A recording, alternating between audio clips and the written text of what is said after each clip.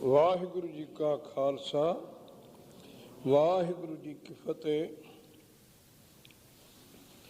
ਮੈਂ ਨਾਹੀਂ ਪ੍ਰਭ ਸਭ ਕੁਛ ਤੇਰਾ, ਇੰਗਾ ਨਿਰਗੁਣ ਉਂਗਾ ਸਰਗੁਣ ਕੇਰ ਕਵਿ ਸੁਆਮੀ ਮੋਰਾ ਨਗਰ ਮਹਿ ਆਪ ਬਾਹਰ ਸੁਨ ਆਪਨ ਪ੍ਰਭ ਮੇਰੇ ਕੋ ਸਗਲ ਬਸੇਰਾ।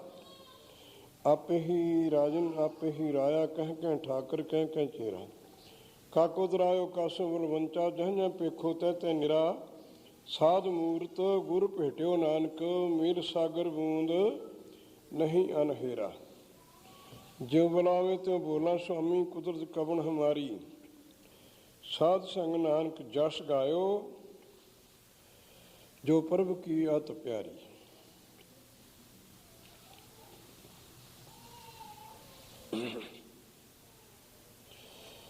ਮਸਕੰ ਭਗਨੰਤ ਸ਼ੈਲੰ ਕਰਦਮੰ ਤਰੰਤ ਪਪੀਲਕਾ। ਸਾਗਰੰ ਲਗੰਤ ਪਿੰਗੰ ਤਮ ਪ੍ਰਕਾਸ਼ੰਤ ਕੈ। ਸਾਧ ਸਿੰਘੇਣ ਸਿਮਰੰਤ ਗੋਵਿੰਦ ਸ਼ਰਨ ਨਾਨਕ ਹਰ ਹਰ ਹਰੇ। ਸਤਿਗੁਰੂ ਸੱਚੇ ਪਾਤਸ਼ਾਹ ਦੀ ਸਾਜੀ ਨਵਾਜੀ ਸਤ ਸੰਗਤ ਵਾ ਗੁਰੂ ਰੂਪ ਸਤ ਸੰਗਤ ਜੀਓ।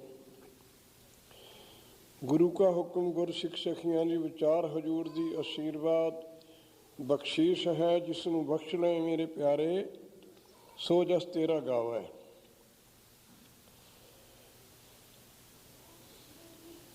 ਜਸ ਗਾਉਣ ਦੇ ਅਸੂਲ ਨੂੰ ਸਤਿਪੁਰਸ਼ਾਂ ਨੇ ਵਿਦਿਆ ਦੇ ਸਿਧਾਂਤ ਰੱਖਿਆ ਹੋਇਆ ਹੈ। ਜੋ ਗ੍ਰੰਥ ਵੱਡਿਆਂ ਦੀ ਸ਼ਲਾਘਾ ਕਰਦੇ ਨੇ, ਵਿਦਿਆਰਥੀਆਂ ਵਾਸਤੇ ਕਿਸੇ ਹੱਦ 'ਤੇ ਉਹ ਵਿਦਿਆ ਬਣ ਜਾਂਦੀ ਹੈ। ਵਾਸਤੇ ਮੈਂ ਉਹਨਾਂ ਦੇ ਕਰਤੱਵ ਵਰਣਨ ਕਰਨੇ ਨੇਕ, ਵਿਦਿਆਰਥੀਆਂ ਵਾਸਤੇ ਕਹਾਂ ਵਿਦਿਆ ਬਣ ਜਾਂਦੀ ਹੈ। ਵਿਦਵਾਨ ਨੇ ਉਹਦੇ ਗੁਣ ਗਾਏ ਨੇ। ਆਮ ਵਿਦਿਆਰਥੀਆਂ ਵਾਸਤੇ ਚਾਹੇ ਉਹ ਇਤਿਹਾਸ ਹੋ ਜਾਏ, ਤਵਾਰੀਖ ਹੋ ਜਾਏ, ਜੇ ਮੁਰਸ਼ਿਦ ਦੀ ਰਚਨਾ ਤੋਂ ਗੁਰਪੀਰ ਦੀ ਰਚਨਾ ਤੋਂ ਨਿਕਲ ਆਵੇ ਤਾਂ ਗੁਰਬਾਣੀ ਬਣ ਜਾਂਦੀ ਹੈ।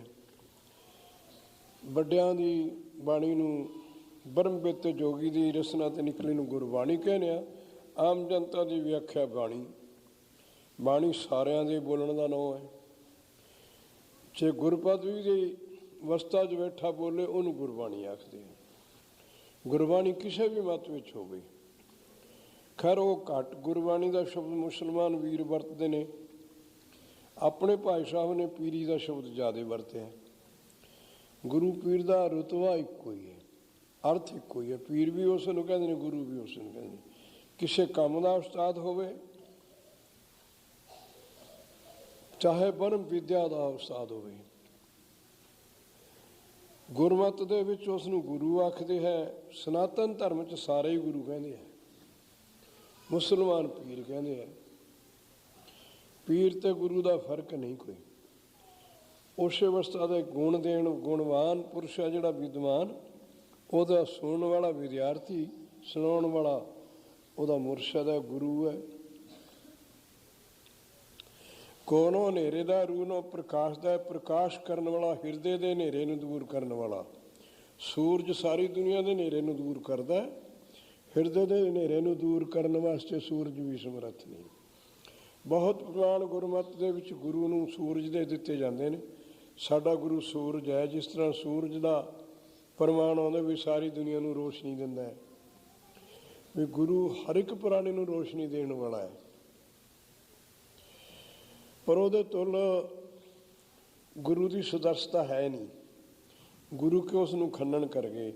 ਜਿੱਥੇ ਅੰਤਸ਼ਕਰਨ ਦੇ ਹਨੇਰੇ ਨੂੰ ਦੂਰ ਕਰਨ ਵਾਸਤੇ ਸੂਰਜ ਇਹੋ ਜਿਹੇ ਲੱਖਾਂ ਹੀ ਚੜ੍ਹਨ ਪਾਉਣ ਤਾਂ ਵੀ ਨਹੀਂ ਹੋ ਸਕਦਾ। ਅੰਦਰਲਾ ਹਨੇਰਾ ਦੂਰ ਵਿਦਿਆ ਹੀ ਕਰਦੀ ਹੈ। ਅੰਦਰਲਾ ਹਨੇਰਾ ਸੂਰਜ ਨਹੀਂ ਦੂਰ ਕਰਦਾ। ਹਿਰਦੇ ਦਾ ਹਨੇਰਾ ਪਸ਼ੂ ਪੰਛੀ ਦੀ ਲਿਆਕਤ ਦਾ ਹਨੇਰਾ, ਉਹ ਸੂਰਜ ਨਹੀਂ ਦੂਰ ਕਰਦਾ। ਦੇਖਣ ਵਾਸਤੇ ਪਸ਼ੂ ਪੱਠੇ ਮਾਲਕ ਵੀ ਮਾਲਕ ਨੂੰ ਦੇਖਣਾ, ਪਸ਼ੂ ਵੀ ਦੇਖ ਲੈਂਦੇ ਨੇ ਵੀ ਇਹ ਚੀਜ਼ ਦੂਜੀ ਹੈ, ਮੈਂ ਹੋਰ ਹਾਂ। ਅੰਤਸ਼ਕਰਨ ਦੇ ਹਨੇਰੇ ਨੂੰ ਚੋਟੀ ਦਾ ਵਿਦਵਾਨ ਵੀ ਬਿਨਾਂ ਵਿਆਖਿਆ ਤੇ ਨਹੀਂ ਦੇਖ ਸਕਦਾ। ਸੂਰਜ ਕਿਸੇ ਰੋਸ਼ਨੀ ਨਾਲ, ਲਾਈਟ ਨਾਲ ਨਹੀਂ ਦੇਖ ਸਕਦਾ, ਨਾ ਕੋਈ ਪਾਵਰ ਨਾਲ, ਨਾ ਸੂਰਜ ਚੰਦ ਨਾਲ। ਉਹ ਵਿਦਿਆ ਨਾਲ ਦੇਖ ਹੁੰਦੀ ਹੈ। ਉਸ ਨੂੰ ਕਿਹਾ ਫਿਰ ਦੂਸਰੇ ਸ਼ਬਦ 'ਚ ਵਿਦਿਆ ਨੂੰ ਰੋਸ਼ਨੀ ਹੋ ਜਾਂਦਾ ਹੈ ਵੀ ਅੰਤਸ਼ਕਰਨ ਦੇ ਹਨੇਰੇ ਨੂੰ ਦੂਰ ਕਰਨ ਦੀ ਬ੍ਰਹਮ ਵਿਦਿਆ। ਬਰਮ ਸ਼ਬਦ ਜਿਹੜਾ ਹੈ ਸਨਾਤਨ 'ਚ ਹੀ ਜ਼ਿਆਦਾ ਵਰਤਿਆ ਜਾਂਦਾ ਹੈ। ਬਰਮ ਇੱਕ ਨੂੰ ਕਹਿੰਦੇ ਨੇ, ਇੱਕ ਚੀਜ਼ ਨੂੰ ਬਰਮ ਸ਼ਬਦ ਕਰਕੇ ਬੁਲਾਇਆ। ਵਾਸਤਵ ਵਿੱਚ ਸਾਰਿਆਂ ਪੁਰਸ਼ਾਂ ਦੇ ਵਿੱਚ ਔਲਾਦ ਪੈਦਾ ਕਰਨ ਦਾ ਵੀਰ ਜੀ ਇੱਕ ਹੈ। ਉਸ ਨੂੰ ਵੀ ਹਜ਼ੂਰ ਨੇ ਇੱਕ ਕਹਿ ਕੇ ਵਰਣ ਕੀਤਾ ਹੈ। ਜਾਤ ਕਾ ਗਰਭ ਨਾ ਕਰਿਓ ਕੋਈ, ਬਰਮ ਬਿੰਦ ਤੇ ਸਭ ਉੱਪਰ ਹੋਏ। ਬਰਮ ਨੂੰ ਫਿਰ ਇੱਕ ਤਾਂ ਵੀ ਸਾਰੇ ਇੱਕ ਬਿੰਦ ਤੋਂ ਹੀ ਪੈਦਾ ਹੋਏ ਨੇ, ਉਹਨੂੰ ਵੀ ਇੱਕੋ ਹੀ ਕਿਹਾ। ਹਰ ਇੱਕ ਪ੍ਰਾਣੀ ਵਿੱਚ ਉਹੀ ਹੈ। ਔਲਾਦ ਪੈਦਾ ਕਰਨ ਵਾਲਾ ਖੂਨ ਚਰਬੀ ਕਿਸੇ 'ਚ ਵੱਧ ਘੱਟ ਹੋ ਸਕਦਾ ਹੈ, ਬੜਾ ਛੋਟਾ ਕੱਦ ਹੋ ਸਕਦਾ ਹੈ, ਹੱਡੀ ਬੜੀ ਛੋਟੀ ਹੋ ਸਕਦੀ ਹੈ। ਜਿਸ ਤੋਂ ਔਲਾਦ ਪੈਦਾ ਹੋਣੀ ਹੈ, ਹੋਣਾ ਭਾਵੇਂ ਉਹ ਚਰਬੀ 'ਚੋਂ ਔਰ ਖੂਨ 'ਚੋਂ ਹੀ, ਇਹਦੀ 'ਚੋਂ, ਪਰ ਉਹ ਅਲੱਗ ਚੀਜ਼ ਹੈ, ਕੁਦਰਤ ਵਾਲਾ ਦੀ ਬਣਾਈ ਹੋਈ ਹੈ। ਉਹ ਸਾਰਿਆਂ 'ਚ ਇੱਕੋ ਹੀ ਹੈ। ਜਿੱਥੇ ਔਲਾਦ ਪੈਦਾ ਕਰਨ ਵਾਲਾ ਜਿਹੜਾ ਵੀਰ ਹੈ, ਵੀ ਕਿਸ ਗੱਲ ਦਾ ਮਾਣ ਕਰਦੇ ਹੋ ਵੀ ਪਛੜੀ ਸ਼੍ਰੇਣੀ ਇਹ ਉਡਵੰਸ਼ ਹੈ, ਉੱਚਾ ਹੈ, ਨੀਵੇਂ। ਜਾਤ ਕਾ ਗਰਭ ਨਾ ਕਰਿਓ ਕੋਈ, ਬਰਮ ਬਿੰਦ ਤੇ ਸਭ ਉਪਤ ਹੋਏ। ਉੱਥੇ ਵੀ ਬਰਮ ਇੱਕ ਸ਼ਬਦ ਨੂੰ ਕਹਿੰਦੇ ਵੀ ਇੱਕੋ ਹੀ ਬੀਜ ਤੋਂ ਸਾਰੇ ਪੈਦਾ ਹੋਏ ਨੇ। ਜਿਣਸ ਦੇ ਬੀ ਨੂੰ ਵੀ ਕਹਿਤਾ, ਇਹਨੂੰ ਨਾਲ ਵਾਲੇ ਰਾਰਾ ਲਾ ਕੇ ਵੀਰਜ ਕਹਿਤਾ। ਵਾਸਤਵ ਵਿੱਚ ਇਨਸਾਨ ਦੇ ਜੰਮਣ ਦਾ ਬੀ ਹੋਈ ਹੈ। ਹੁਣ ਜਿਹੜਾ ਬੀ ਹੈ ਉਸੇ ਦਾਣੇ ਤੋਂ ਗਾਹਾਂ ਫਿਰ ਬੀ ਹੋ ਜਾਂਦਾ ਹੈ, ਫਿਰ ਗਾਹਾਂ ਉਹ ਜੰਮਣ ਵਾਲਾ ਬਣ ਜਾਂਦਾ ਹੈ। ਇਨਸਾਨ ਤੋਂ ਵੀ ਐਵੇਂ ਹੀ ਹੈ। ਪਿਤਾ ਤੇ ਪੁੱਤਰ ਹੁੰਦਾ, ਆਪਣੀ ਵਾਰਸੀ ਦੇ ਵਿੱਚ ਜਾ ਕੇ ਉਹ ਸਮੇਂ ਨਾਲ ਵੀਰਜ ਪੈਦਾ ਹੁੰਦਾ, ਜੰਮਦੇ ਦੇ ਨਹੀਂ, ਉਮਰ ਦੇ ਮੁਤਾਬਕ ਜਾ ਕੇ ਹੁੰਦਾ ਹੈ। ਉਮਰ ਨਾਲ ਹੀ ਜਾ ਕੇ ਬੱਚੇ ਨੂੰ ਲੈ ਗਿਆ ਪਿਤਾ ਫਾਰਮ ਵਿੱਚ, ਉੱਥੇ ਜਾ ਕੇ ਕਿਹਾ ਕਾਕਾ ਸਾਰਾ ਆਪਣਾ ਹੀ ਆਪਣੀ ਉਹ ਕਣਕ ਹੈ। ਤੇ ਉਹ ਬੁੱਧੀ ਦਾ ਚਤਨ ਸੀਗਾ ਕਿ ਕਹਿੰਦਾ ਬਾਪੂ ਜੀ ਮੈਨੂੰ ਤੁਸੀਂ ਭਰਮਾਉਂਦੇ ਹੋ, ਕਣਕ ਦੇ ਦਾਣੇ ਉਹ ਜੇਬ 'ਚ ਪਾ ਕੇ ਕਰੋ। ਕਹਿੰਦੇ ਕਣਕ ਤਾਂ ਇਹਨੂੰ ਕਹਿੰਦੇ ਆਪਣੇ ਅੰਦਰ ਬੋਹ ਲੱਗਿਆ ਹੋਇਆ ਜਾਂ ਕੁੱਪ ਬੰਨਿਆ ਹੈ। ਆਹ ਤਾਂ ਪਸ਼ੂਆਂ ਦੀ ਖੁਰਾਕ ਹੈ ਇਹ ਕਣਕਾਂ ਨੂੰ। ਉਦੋਂ ਨਹੀਂ ਉਹ ਦਿਖਾਲ ਸਕਦਾ। ਬਾਪ ਵਾਰਸ ਹੁੰਦਾ ਪੁੱਤਰ ਨੂੰ, ਉਦੋਂ ਕਣਕ ਨਹੀਂ ਦਿਖਾਲ ਸਕਦਾ, ਭਾਵੇਂ ਉਹਦਾ ਹਜ਼ਾਰਾਂ ਵਿਗਿਆਂ ਦਾ ਫਾਰਮ ਖੜਾ ਹੈ। ਲਿਆਕਤ ਵਾਲਿਆਂ ਤੋਂ ਕਣਕ ਹੀ ਹੈ। ਜੇ ਸਿਆਣਾ ਵੀ ਹੱਠ ਨਾਲ ਕਹੇ ਵੀ ਇਹ ਦਿਖਾਲ ਕਣਕ ਕਿੱਥੇ ਹੈ, ਬਲਾਸ ਨਾਲ ਬਤੰਡੇ ਨਾਲ ਵੀ ਕਹੇ, ਉਹਨੂੰ ਤਾਂ ਖੈ ਦੂਆ ਘੂਰ ਕੇ ਕਹਿ ਦਿੰਦਾ ਵੀ ਜਾਣਦਾ ਹੋਇਆ ਕਹੇ ਜੀ। ਨਿਆਣਾ ਤਾਂ ਜਾਣਦਾ ਨਹੀਂ ਨਾ। ਉਹ ਕਹਿੰਦਾ ਕਣਕ ਤਾਂ ਇਹੀ ਜਿਹੀ ਹੁੰਦੀ ਹੈ, ਇਹਨੂੰ ਕਣਕ ਕਹਿੰਦੇ ਆ, ਇਹ ਤਾਂ ਪਸ਼ੂਆਂ ਦੀ ਖੁਰਾਕ ਹੈ, ਘਾਹ ਹੈ। ਹੁਣ ਪਸ਼ੂ ਛੱਡਦੇ ਚਰ ਲੈਣਗੇ, ਖਾ ਤਾਂ ਕਣਕ ਨੂੰ ਵੀ ਜਾਣਗੇ, ਪਰ ਕਣਕ ਫਿਰ ਵੀ ਠੋਸ ਹੈ, ਇਹਨੂੰ ਅਸੀਂ ਪ੍ਰਸ਼ਾਦ ਪਾਣੀ ਪ੍ਰਸ਼ਾਦਾ ਬਣਾ ਕੇ ਛਕਦੇ ਹਾਂ। ਇਹ ਤਾਂ ਆਪਣੇ ਘਰ ਬੋਲ ਡਿੱਗਿਆ ਹੋਇਆ ਜਾਂ ਸਟੋਰ ਭਰਿਆ ਆ। ਉਹ ਕਹਿੰਦਾ ਵੀ ਕਾਕਾ ਹੁਣ ਥੋੜ੍ਹੀ ਜਿਹੀ ਤਿਆਰੀ ਕਰਨੀ ਪਵੇਗੀ।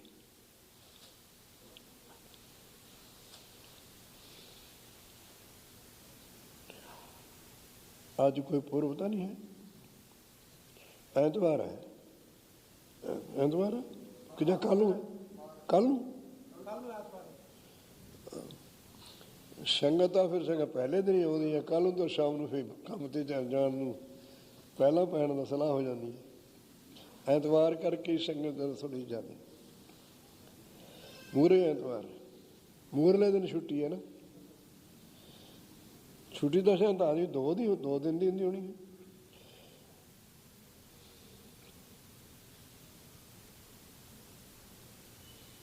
ਹਫ਼ਤੇ 'ਚ 5 ਦਿਨ ਲੱਗਦੇ ਨੇ।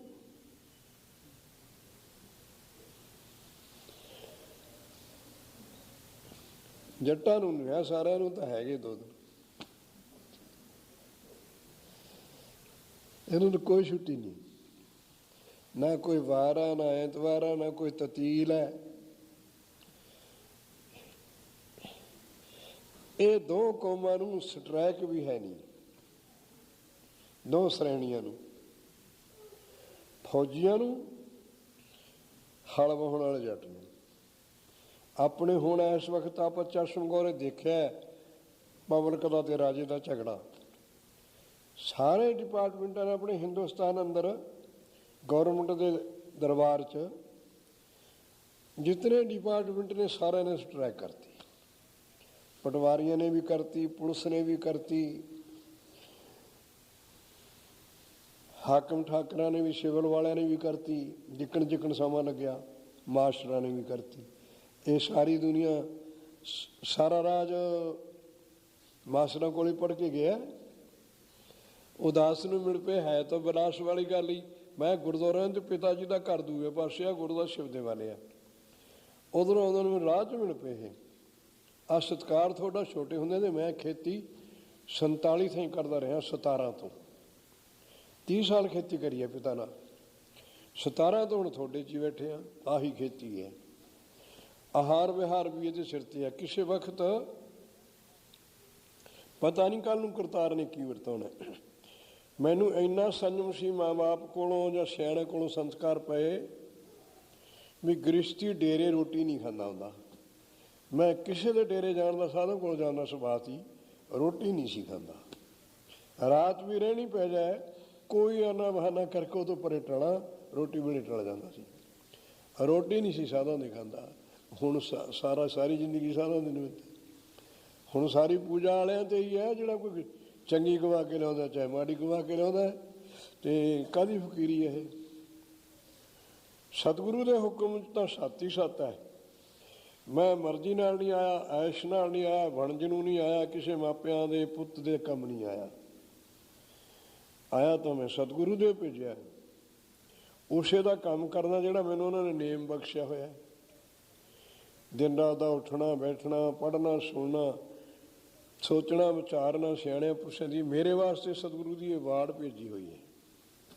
ਮੈਂ ਇਹਨਾਂ ਦਾ ਉਪਦੇਸ਼ਕ ਨਹੀਂ, ਮੈਂ ਪ੍ਰਚਾਰਕ ਹੀ ਨਹੀਂ। ਮੈਂ ਆਪਣਾ ਨੇਮ ਕਰਦਾ ਦਿਨ ਰਾਤ ਜਿਹੜਾ ਕਰਦਾ। ਆਹ ਤਾਂ ਘੰਟਾ ਹੁਣ ਮੈਨੂੰ ਗੁਰੂ ਕਹਿ ਨੇ ਬਖਸ਼ ਦਿੱਤਾ ਵੀ ਵਿਆਖਿਆ ਕਰਿਆ ਕਰ। ਕਿਸੇ ਦਰਗਾਹ ਦੀ ਬਖਸ਼ੋ ਦੀ ਗੱਲ ਕਿਸੇ ਦੇ ਕੰਨ ਪੈ ਜਾ ਤਾਂ ਜਨਮ ਬਣ ਜੂ, ਤੇਰੀ ਸੰਗਤ ਰਾਖੀ ਬਣ ਜੂ। ਮਹਾਂਪੁਰਖਾਂ ਨੇ ਪੁੱਛਿਆ ਵੀ ਤੁਸੀਂ ਕਿਸ ਸ਼ਕਤੀਆਂ ਨਿਕਲ ਗਏ? ਚੇਤਨ ਮਾਇਆ ਦੱਬ ਲੈਂਦੀ ਹੈ, ਜੜ ਦੱਬ ਲੈਂਦੀ ਹੈ, ਸੂਖਮ ਦੱਬ ਲੈਂਦੀ ਹੈ, ਸੂਖ ਦੱਬ ਲੈਂਦੀ ਹੈ। ਮਾਇਆ ਦੇ ਕਿੰਨੇ ਹੀ ਸਰੂਪ ਨੇ। ਵਾਸਤਵ ਵਿੱਚ ਮਾਇਆ ਕੋਈ ਵਸਤੂ ਨਹੀਂ। ਸਾਰੀਆਂ ਹੀ ਜਿਣਸਾਂ ਇਨਸਾਨ ਦੇ ਕੰਮ ਕਰਨ ਵਾਲੀਆਂ। ਸਾਰੀਆਂ ਧਾਤੂਆਂ ਆਪਣੇ ਆਪਣੇ ਸਮੇਂ ਨਾਲ ਕੰਮ ਆਉਂਦੀਆਂ। ਮਾਇਆ ਨੂੰ ਵਾਹਿਗੁਰੂ ਤੇ ਭੁੱਲ ਜਾਣ ਦਾ ਹੀ ਲਿਖਿਆ ਇੱਥੇ। ਇਹ ਆਪਣੀ ਸੰਸਕਾਰ ਮੇਰੀ ਆਪਣੀ ਮਨੌਤ ਦੇ ਨਹੀਂ, ਇਤਿਹਾਸ ਦੇ ਨਹੀਂ ਹਨ। ਸਤਿਗੁਰਾਂ ਦੀ ਬਾਣੀ ਦੇ ਨੇ, ਜਿਨ੍ਹਾਂ ਦੀ ਆਪਾਂ ਅੜਦਲ 'ਚ ਬੈਠੇ ਹਾਂ, ਜਿਨ੍ਹਾਂ ਦੀ ਆਪਣੀ ਬੁੱਧ ਮੁਤਾਬਕ ਅਸੀਂ ਸ਼ਰਧਾ ਰੱਖਦੇ ਹਾਂ ਵੀ ਗੁਰੂ ਗ੍ਰੰਥ ਸਾਹਿਬ ਦੇ ਅਸੀਂ ਪੈਰੋਕਾਰ ਹਾਂ। ਜਿੱਥੇ ਤੱਕ ਵਾਹ ਲੱਗੇ ਇਹ ਤੋਂ ਬਾਹਰ ਬਾਣੀ, ਇਹਦੇ 'ਤੇ ਪ੍ਰਮਾਣ ਦੇਣ ਨੂੰ ਤਾਂ ਕੋਈ ਇਤਿਹਾਸ ਦੀ ਦੇ ਲਈਏ, ਕਿਸੇ ਬਜ਼ੁਰਗ ਦੀ ਦੇ ਲਈਏ। ਮਜ਼ਮੂਨ ਇਹਨਾਂ ਦਾ ਮੁੱਢ ਰੱਖਣਾ। ਪੈਰੋਕਾਰ ਅਸੀਂ ਗੁਰੂ ਗ੍ਰੰਥ ਸਾਹਿਬ ਦੇ ਹਾਂ। ਇਹਦੇ 'ਤੇ ਪ੍ਰਮਾਣ ਕੋਈ ਭਾਈ ਗੁਰਦਾਸ ਦਾ, ਆਨੰਦ ਲਾਲ ਦਾ, ਦਸਮ ਪਾਤਸ਼ਾਹ ਜੀ ਦਾ ਨਹੀਂ ਤਾਂ ਉਹ ਇਤਿਹਾਸ ਨੇ। ਗੁਰਬਾਣੀ ਕੇਵਲ ਇਹ ਹੋਈ। ਇਤਿਹਾਸ ਵਿਦਵਾਨਾਂ ਦੀ ਬਾਣੀ, ਇਹ ਬ੍ਰਹਮ ਗਿਆਨੀ ਦੀ ਬਾਣੀ ਹੈ। ਜਿਹੜੀ ਗੁਰੂ ਕੀ ਬਾਣੀ ਗੁਰੂ ਗ੍ਰੰਥ ਸਾਹਿਬ ਸਾਡੀ ਸੰਪਰਤਾ 'ਚ, ਇਹ ਸਾਰੀ ਦੁਨੀਆ ਦਾ ਠੇਕਾ ਨਹੀਂ। ਆਪਣੀ ਸੰਪਰਤਾ ਦੇ ਵਿੱਚ ਇਹ ਗੁਰੂ ਹੈ, ਗੁਰੂ ਨਾਨਕ।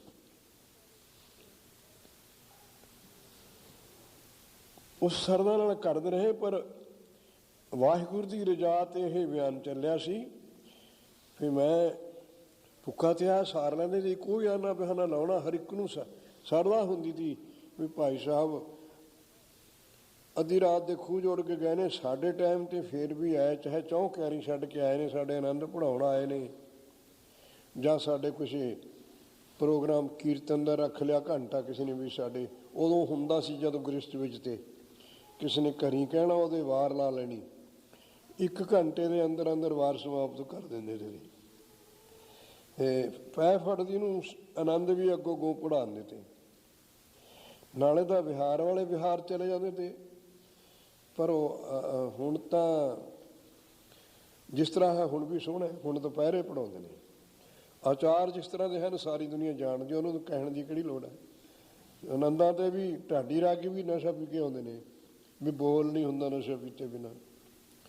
ਮੈਨੂੰ ਤਾਂ ਪਿੱਛੋਂ ਪਤਾ ਲੱਗਾ ਉਹਨਾਂ ਗੁਰੂਆਂ ਨੂੰ ਪਹਿਲਾਂ ਲੱਗਦਾ ਤਾਂ ਵੀ ਜਦ ਲਾਉਂਦੇ, ਜਦ ਇਹ ਪ੍ਰਧਾਨ ਲਾਉਂਦਾ ਹੈ ਆਪਣੇ ਜੌਲ, ਪ੍ਰਧਾਨ ਲਾਉਂਦਾ ਸੀ ਆਪ, ਉਹਨੇ ਲਾਏ ਨੇ।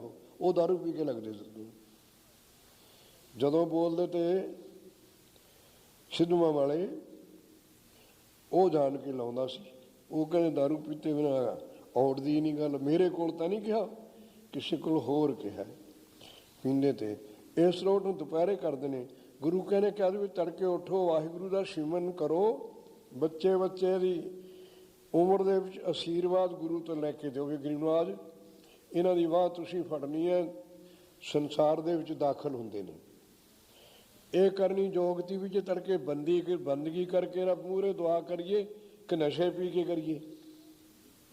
ਹੁਣ ਇਹ ਜੱਗ ਨਾਲ ਥੋੜ੍ਹੋ ਝਗੜਾ। ਗੁਰਸਿੱਖ ਵਾਸਤੇ ਤਾਂ ਜ਼ਰੂਰੀ ਹੈ ਵੀ ਜਿਹੜਾ ਪ੍ਰਯੋਜਨ ਸਿੱਧ ਕਰਨਾ ਹੈ, ਬੱਚੇ ਬੱਚੇ ਦੀ ਸਹੀ ਸਲਾਮਤ ਨਿਰਵਿਘਨਤਾ ਦਾ ਕਾਰਜ ਨਾਲ ਕਰਨ ਦਾ ਮੰਨਣਾ ਹੈ, ਉਹਨਾਂ ਦੀ ਉਮਰ ਦਾ ਮੰਗਣਾ ਹੈ, ਤਾਂ ਫਿਰ ਗੁਰੂ ਵਾਲੇ ਉਹਨਾਂ ਦੇ ਅਸੂਲ 'ਚ ਹੋ ਕੇ ਮੰਗੀਏ ਕਿ ਨਸ਼ੇ ਪੀ ਕੇ ਮੰਗੀਏ। ਹੁਣ ਉਹ ਜੇ ਭਾਈਚਾਰੇ ਨੂੰ ਕਹੋ ਵੀ ਨਸ਼ਾ ਨਾ ਪੀਓ, ਕਹਿੰਦੇ ਫਿਰ ਮਕਾਨ ਨੂੰ ਪੀਵਾਂਗੇ।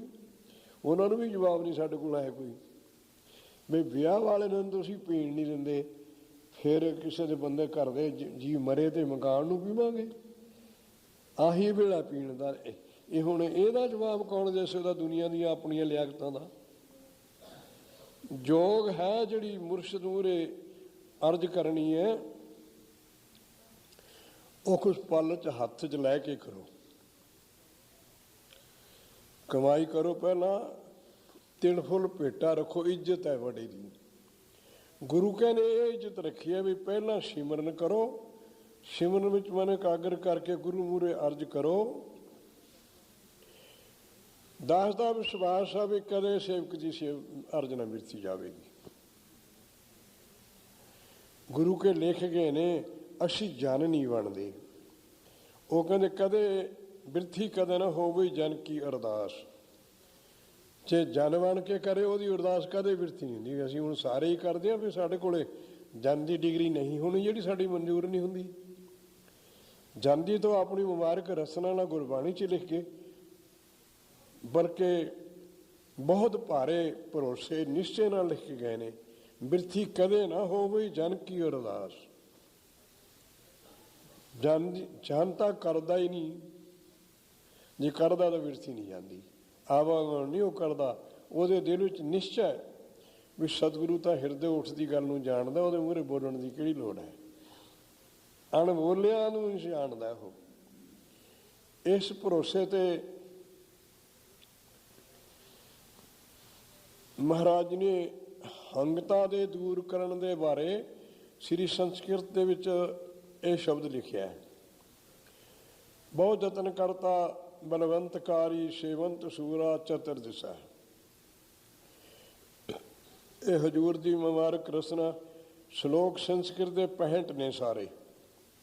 ਪੰਜਵੇਂ ਪਾਤਸ਼ਾਹ ਦੇ 4 ਹੈਗੇ ਪਹਿਲਿਆਂ ਦੇ। ਉਹ ਮੰਗਲਾਚਾਰ ਅੱਡੋ ਅੱਡੀ ਨੇ। ਪਹਿਲੇ 14 ਮੰਗਲਾਚਾਰ ਅੱਡ ਹੈ, ਪਿਛਲੇ ਪੰਜਵੇਂ ਪਾਤਸ਼ਾਹ ਨੇ ਜਿਹੜੇ ਉਚਾਰਨ ਕੀਤੇ ਨੇ ਉੱਥੇ ਇੱਕ ਓਂਕਾਰ, ਫਿਰ ਪ੍ਰਸੰਗ ਅੱਡ ਹੈ ਨਾਲ ਲੱਗਦਾ ਹੀ। ਪਹਿਲਾਂ 4 ਪੌੜੀਆਂ ਪਹਿਲੇ ਪਾਤਸ਼ਾਹ ਦੇ ਪੜ ਪੁਸਤਕ ਸੰਧਿਆ ਵਾਦੰਗ ਸਿਲਪੁਸ਼, ਇਹ ਕੰਸ਼ੀ ਉਚਾਰੀਆਂ ਕਿਸੇ ਸਮੇਂ ਨਾਲ ਪਹਿਲੇ ਪਾਤਸ਼ਾਹ ਨੇ ਆਪਣੇ ਸਮੇਂ ਉਚਾਰੀਆਂ, ਪੰਜਵੇਂ ਪਾਤਸ਼ਾਹ ਨੇ ਆਪਣੇ ਸਮੇਂ 'ਚ ਉਚਾਰੀਆਂ। ਇਸ ਕਰਕੇ ਉਹ ਮੰਗਲਾਚਾਰ ਅਲੱਗਾ ਹੈ।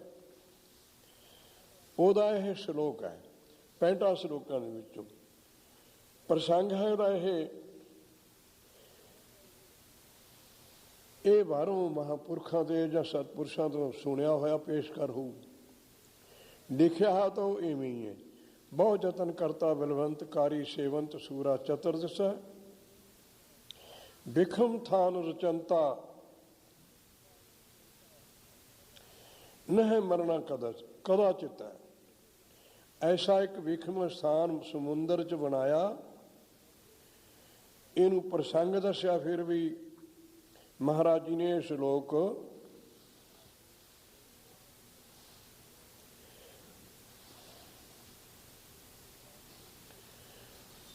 ਰਾਜੇ ਪਾਂਡਵਾਂ ਦਾ ਪੋਤਰਾ ਸੀ ਜਿਹੜਾ ਭਗੀਰ, ਕ੍ਰਿਸ਼ਨ ਦਾ ਭਾਣਜਾ ਅਭਿਮਨੂ, ਅਰਜੁਨ ਦਾ ਪੁੱਤਰ, ਉਹਦਾ ਪੁੱਤਰ ਕਹਾ ਪ੍ਰੀਸ਼ਿਤ। ਰਾਜਾ ਪ੍ਰੀਸ਼ਿਤ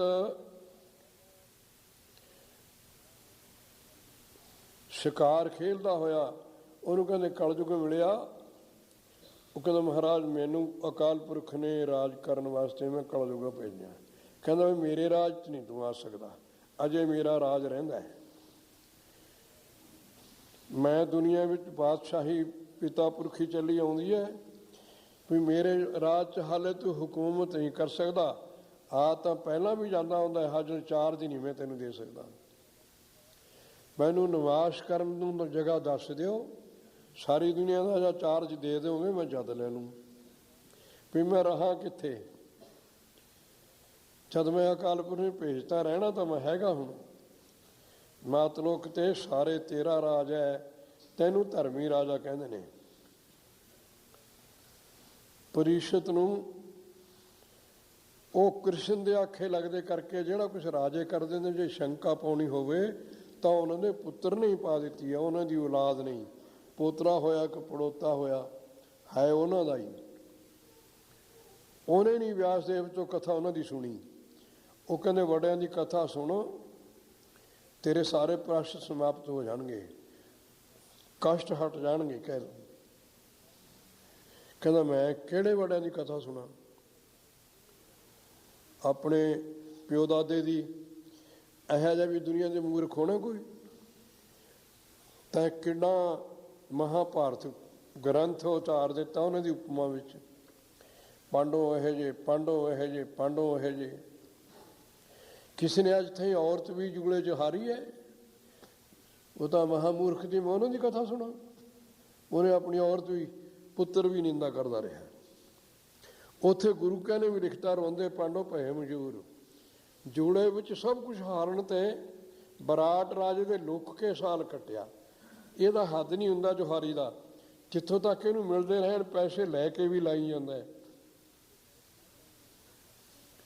ਸਾਰੀ ਭੂਤੀ ਹਾਰਤੀ, ਰਾਜ ਵੀ ਹਾਰਤਾ, ਪਰਿਵਾਰ ਵੀ ਹਾਰ ਦਿੱਤਾ, ਆਪਣੀ ਅਰਧੰਗੀ ਵੀ ਹਾਰਤੀ।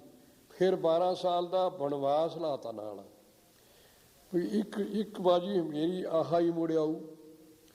ਬਾਜੀ ਲਾ ਲੈ, ਜੇ ਮੇਰਾ ਦਾ ਨਿਕਲਿਆ ਤਾਂ ਸਭੋ ਕੁਛ ਵਾਪਸ, ਜਿਹੜਾ ਵੀ ਪਿੱਛੇ ਹਾਰ ਚੁੱਕੇ ਹਾਂ। ਘਰ ਦੀ ਜਿਣਸ ਵੀ, ਤਾਜ ਵੀ, ਸਭ ਕੁਛ ਹੈ। ਜੇ ਤੇਰਾ ਨਿਕਲਿਆ ਤਾਂ ਫਿਰ ਅਸੀਂ 12 ਸਾਲ ਬਣ 'ਚ ਰਹਾਂਗੇ, ਪਿੰਡ 'ਚ ਨਹੀਂ ਵੜਦੇ।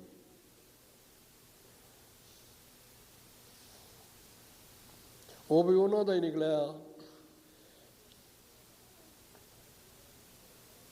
12 ਸਾਲ ਦੇ ਬਨਵਾਸ ਤੋਂ ਬਾਅਦ ਅਸੀਂ ਇੱਕ ਸਾਲ ਛੱਪ ਕੇ ਕੱਟਾਂਗੇ, ਤੈਨੂੰ ਮਿਲਦੇ ਨਹੀਂ।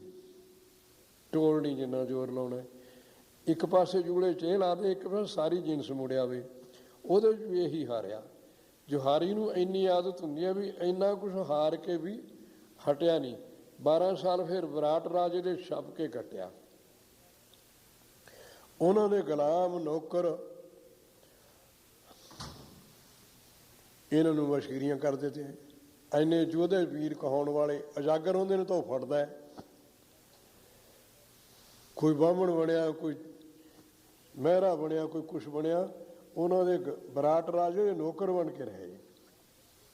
ਨੈਣ ਬਣ ਕੇ ਰਹੀ ਦ੍ਰੋਪਤਾ। ਉਹਨੂੰ ਕਹਿੰਦੇ ਉਹਦਾ ਸਹੁਰਾ ਰਿਸ਼ਤੇਦਾਰ ਦੀ ਕ੍ਰੀਚਕ। ਇਹ ਮਹਾਭਾਰਤ ਦਾ ਲੇਖ ਹੈ। ਉਹ ਆਦਤ ਪਈ ਕਰਕੇ ਬੋਲਦੇ ਆ। ਦੇਖੇ ਨੂੰ ਤਾਂ 60 ਸਾਲ ਹੋ ਗਏ। 60 ਸਾਲਾਂ ਦਾ ਦਾਖਲ ਹੋਇਆ, ਜਦ ਤੇ ਮਹਾਭਾਰਤ ਨਹੀਂ ਦੇਖਿਆ। ਪਹਿਲਾਂ ਸਾਰੇ ਹੀ ਦੇਖੇ ਨੇ, ਨੱਕੀ ਖੜੇ ਨੇ ਦੇਖੇ ਨੇ। ਤਿੰਨੇ ਰਮਾਇਣਾਂ ਦੇਖੀਆਂ, ਮਹਾਭਾਰਤ ਦੇਖਿਆ, ਭਾਵਰ ਸਿਮਰਤ ਦੇਖਿਆ। ਇਹਨਾਂ ਦਾ ਸਾਰ ਕਿਤਾਬੀ ਛੋਟੇ ਛੋਟੇ ਗ੍ਰੰਥ ਨਿਰਮਲੇ ਸਾਧੂ ਪੜ੍ਹਦੇ ਨੇ, ਉਹਨਾਂ ਕੋਲ ਜ਼ਿਆਦਾ ਵਾਸਾ ਸੀ ਮੇਰਾ। ਇਹ ਸਾਰੇ ਕੋਲ ਲੈ ਜਾਣੇ, ਜਦੋਂ ਪਾਣੀ ਸੂਤ ਹੋ ਜਾਣੇ ਆ ਦੇਖੀ ਜਾਣੇ। ਵੇਲ ਨਹੀਂ ਟਾਈਮ ਜਾਣ ਦੇਣਾ। ਜਦ ਤੇ ਗੁਰੂ ਨਾਨਕ ਦੇ ਸਕੂਲ 'ਚ ਦਾਖਲ ਹੋ ਗਿਆ, ਬਾਣੀ ਤਾਂ ਮਹਾਤਮਾ ਤੋਂ ਵਾਰਾਂ ਨਹੀਂ ਪੜ੍ਹੀ ਹੋਈ ਸੀ। ਅੰਮ੍ਰਿਤ ਛਕ ਕੇ ਜਿਹੜਾ ਦਾਖਲ ਹੋਣਾ, ਮੈਂ 27 'ਚ ਹੋਇਆ।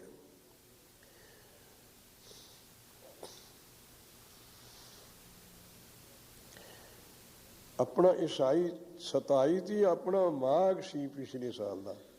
ਮਾਘੀ ਵਾਲਾ 28 ਮਾਘ ਨੂੰ ਸੰਤਾਂ ਦਾ ਸੀਗਾ ਮਹਾਤਮਾ ਮਸਤੂਆਣਾ ਦਾ। ਉੱਥੇ ਉਹਨਾਂ ਦੇ ਨਿਮਿਤ ਮੈਂ ਪਾਠ ਕਰਿਆ ਤੇ ਉੱਥੇ 5 ਪਿਆਰੇ ਅਚਾਨਕ ਆ ਗਏ ਤੇ ਉੱਥੇ ਗੁਰਦੁਆਰੇ ਅੰਮ੍ਰਿਤ ਛਕਿਆ।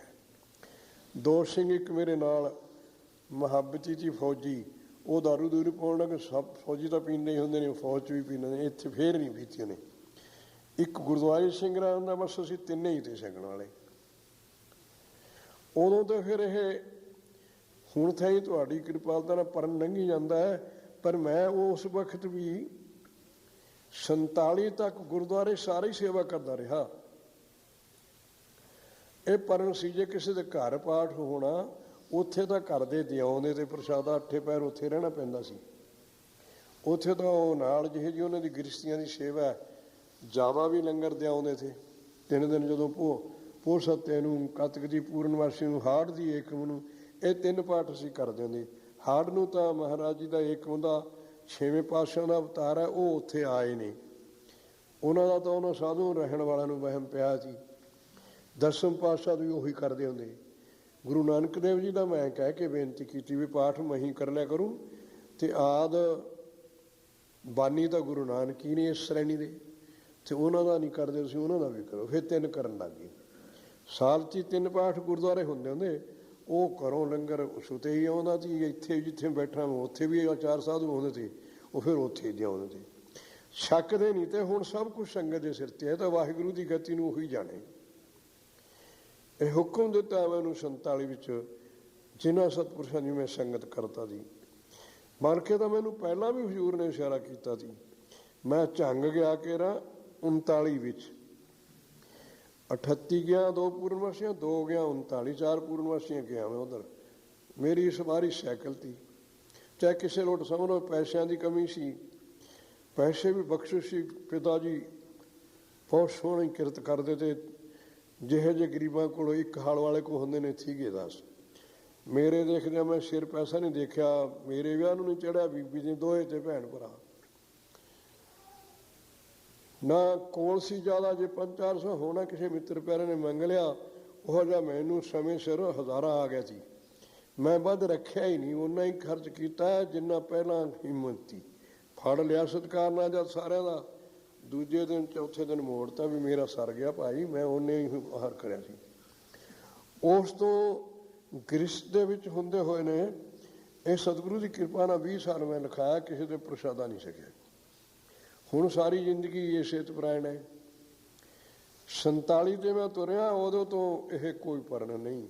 ਜਿੱਥੇ ਗੁਰੂ ਕੇ ਭੇਜਦੇ ਨੇ ਚਲੇ ਜਾਂਦੇ ਆ। ਪੂਜਾ ਤੋਂ ਸਰ ਗਏ ਨੰਘਿਆ ਨੰਘ, ਉਹ ਗੱਲ ਰਹੋ ਜਿਹੜੀ ਤੋਰਿਆ ਸੀ ਪ੍ਰਸੰਗ, ਜਿਹੜਾ ਅੱਜ ਗੁਰੂ ਕੇ ਦਰਬਾਰ 'ਚ ਸੁਣਨ ਆਏ ਹਨ। ਵੀ ਮਹਾਰਾਜ ਜੀ ਨੇ ਇਹ ਸ਼ਲੋਕ ਉਚਾਰਨ ਕੀਤਾ। ਉਹਨਾਂ 65 ਸ਼ਲੋਕਾਂ ਦੇ ਵਿੱਚੋਂ ਸ਼ਲੋਕ ਹੈ, ਬਹੁਤ ਯਤਨ ਕਰਤਾ ਬਿਲਵੰਤਕਾਰੀ, ਉਹ ਸੀ ਧਰਮੀ ਰਾਜਾ। ਉਸਨੇ ਕਲਯੁਗ ਨੇ ਪੁੱਛਿਆ ਵੀ ਤੂੰ ਨਹੀਂ ਮੇਰੇ ਰਹਿ ਸਕਦਾ? ਕਹਿੰਦਾ ਵੀ 4 ਥਾਂ ਨੇ ਤੈਨੂੰ ਰਹਿਣ ਨੂੰ, ਵੀ ਮੈਂ ਅਕਾਲ ਪੁਰਖ ਨੂੰ ਭੇਜਿਆ, ਰਹਿਣਾ ਤਾਂ ਹੈ।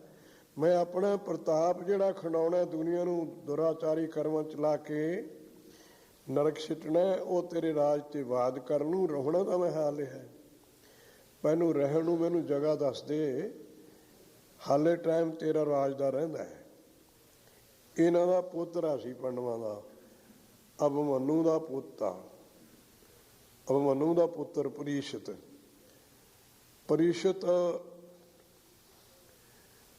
ਉਹਨੇ ਕਿਹਾ ਵੀ 4 ਥਾਂ ਜਾਂ 3 ਥਾਂ ਤੂੰ ਰਹਿ ਸਕਦਾ ਹੈ। ਆ ਪਾਪਾ ਵਾਲੇ ਥਾਂ, ਆ ਬੁਰੇ ਕੁਲਸ਼ਣੇ ਥਾਂ ਤੇ, ਇਹ ਤਾਂ ਵਿਦਵਾਨ ਨੇ ਲਿਖਿਆ, ਕਿਵੇਂ ਲਿਖ ਦੇਣ ਵੀ ਹੋਰ ਕਿਤੇ ਤੂੰ ਰਹਿ ਨਹੀਂ ਸਕਦਾ। ਜਿੱਥੇ ਸੋਨਾ ਹੋਵੇ ਪਹਿਲੇ ਉੱਥੇ ਤੂੰ ਰਹਿ ਸਕਦਾ। ਸ਼ਰਾਬ ਪੀਂਦੇ ਹੁਣ ਜਿੱਥੇ, ਉੱਥੇ ਰਹਿ ਸਕਦਾ ਹੈ।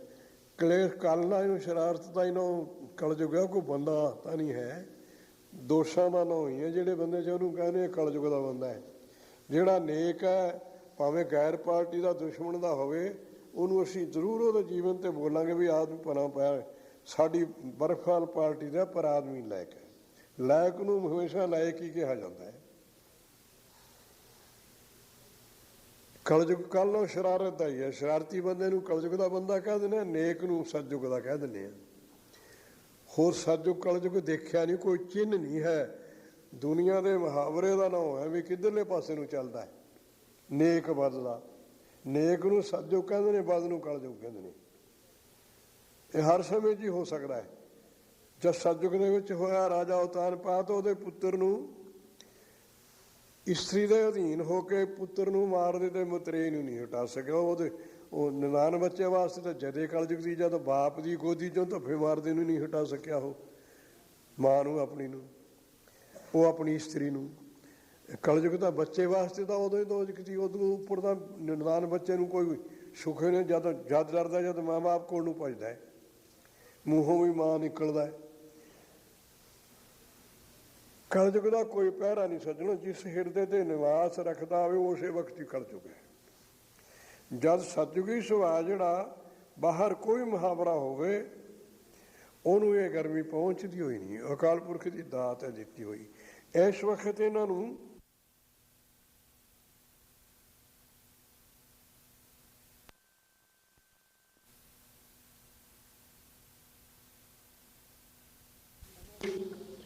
ਉਹਨਾਂ ਨੇ ਵਿਚਾਰ ਗ੍ਰੰਥ ਜਿਹੜੇ ਸ਼ੁਭ ਤੇ ਦੱਸੇ ਮਹਾਤਮਾ ਨੇ, ਉਹ ਮੈਂ ਦੇਖਦਾ ਰਿਹਾ, ਜਿਨ੍ਹਾਂ ਨੂੰ ਮੈਂ ਪੜ੍ਹਾਇਆ ਸੀ।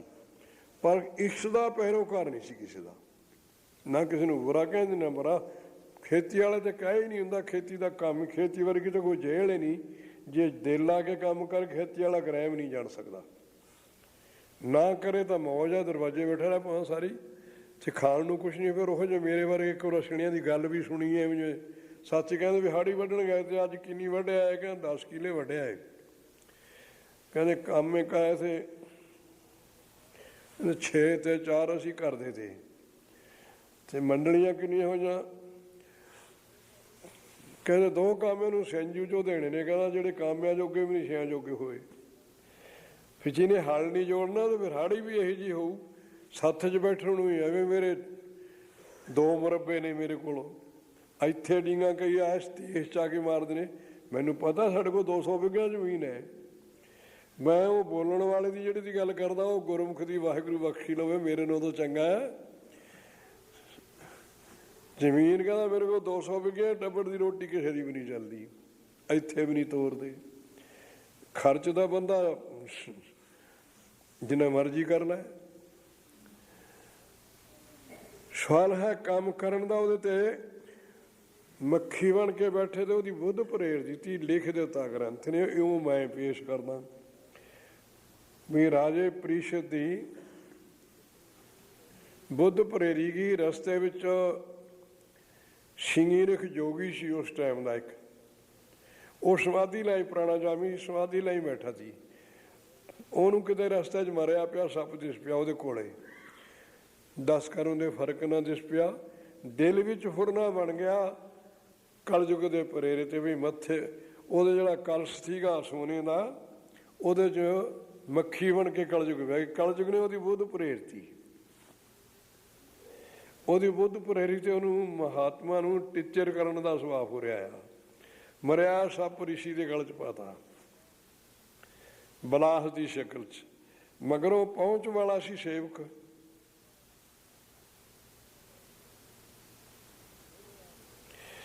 ਉਹਨੇ ਆ ਕੇ ਨਾਰਾਜ਼ੀ ਮੰਨੀ।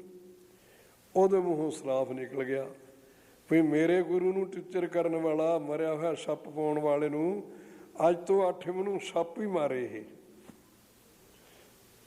ਤੇਰੀ ਮੇਰੀ ਗੁਰੂ ਪੀਰ ਨਾਲ ਬਣੀ ਹੋਈ ਹੈ, ਮੈਂ ਗੁਰੂ ਦੀ ਬੇਅਦਬੀ ਨਹੀਂ ਦੇਖ ਸਕਦਾ ਵੀ ਮੇਰੇ ਗੁਰੂ ਦੇ ਸੱਪ ਪਾਉਣ ਵਾਲੇ ਨੂੰ ਸੱਪ ਹੀ ਮਾਰੇ। ਉਹਦੀ ਸਮਾਧੀ ਉਥਾਨ ਹੋਇਆ। ਉਸਨੇ ਬਚਨ ਕੀਤਾ ਵੀ ਉਹ ਤਾਂ ਮਹਾਂਪੁਰਖ ਸੀ, ਉਹਨੂੰ ਕਲਯੁਗ ਨੇ ਪ੍ਰੇਰ ਲਿਆ। ਉਹ ਤਾਂ ਬੜਾ ਧਰਮੀ ਰਾਜਾ, ਤਾਂ ਬਹੁਤ ਬੁਰਾ ਕੀਤਾ ਕਾਕਾ, ਸਰਾਫ ਨਹੀਂ ਸੀ ਦੇਣਾ। ਹੁਣ ਉਹਨੂੰ ਦੱਸ ਜਾ ਕੇ ਕਿਸੇ ਸੇਵਕ ਨੂੰ ਭੇਜ ਵੀ ਉਹ ਪ੍ਰਾਸ਼ਤ ਕਰ ਲਵੇ, ਤੇਰੀ ਕਮਾਈ ਦਰਗਾਹ 'ਚ ਮਨਜ਼ੂਰ ਹੋਈ ਆ, ਤੇਰਾ ਵਾਕ ਜਾਣਾ ਨਹੀਂ ਐਵੇਂ। ਉਹਨੂੰ ਛਾਪੇ ਮਾਰੂਗਾ, ਉਹ ਤਾਂ ਬਹੁਤ ਧਰਮਾਤਮਾ ਰਾਜਾ ਹੈ। ਸਿੰਘੀ ਰਿਖ ਨੇ ਕਹਿ ਕੇ ਸੰਗੀ ਸਾਥੀ ਭੇਜੇ ਵੀ ਤੂੰ ਉਪਾਅ ਕਰ, ਇਹ ਵਾਕ ਜਾਣਾ ਨਹੀਂ। ਕੋਈ ਉਦਮ ਕਰਨਾ। ਉਹਨੇ ਬੜੇ ਗਾਰੂੜੂ ਸੱਦੇ, ਤਨੰਤਰ ਵੈਦ ਸੱਦਿਆ।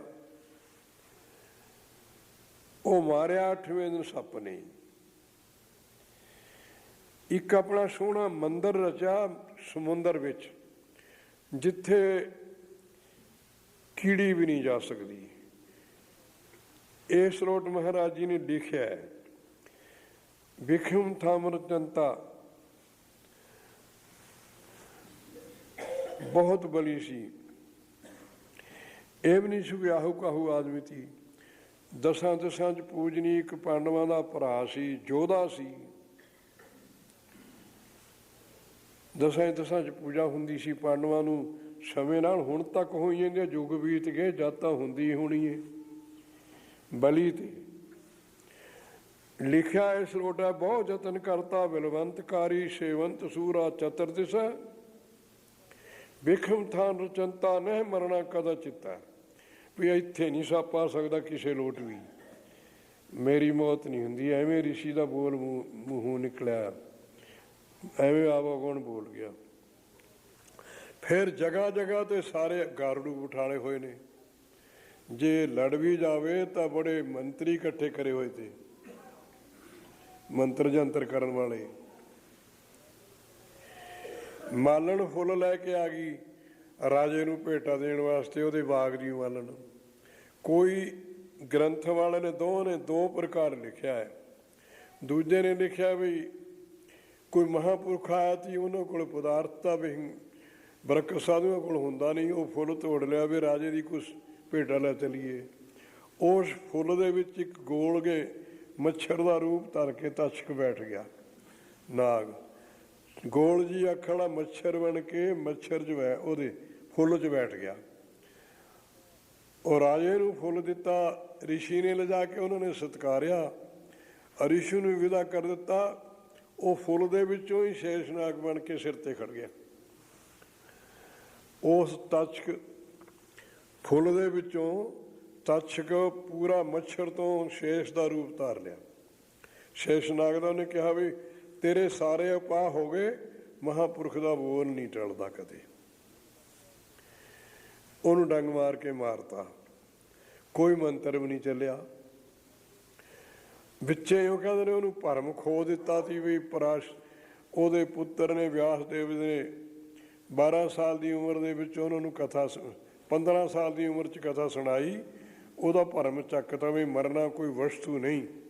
ਸਪਤਾਹ ਦੀ ਸ਼੍ਰੀਮਦ ਭਾਗਵਤ ਦੀ ਕਥਾ ਸੁਣਾਈ, ਉਹਦਾ 37 ਦਿਨੀ ਪਾਠ ਕਰਨ ਤਾਂ ਸਪਤਾਹ ਹੋ ਜਾਂਦਾ। ਸ਼੍ਰੀਮਦ ਭਾਗਵਤ ਸਨਾਤਨ ਦੇ ਵਿੱਚ ਇਉਂ ਪੂਜਾ ਜਿਕਣ ਆਪਣੇ ਘਰ 'ਚ ਗੁਰੂ ਗ੍ਰੰਥ ਸਾਹਿਬ ਦੀ ਹੈ।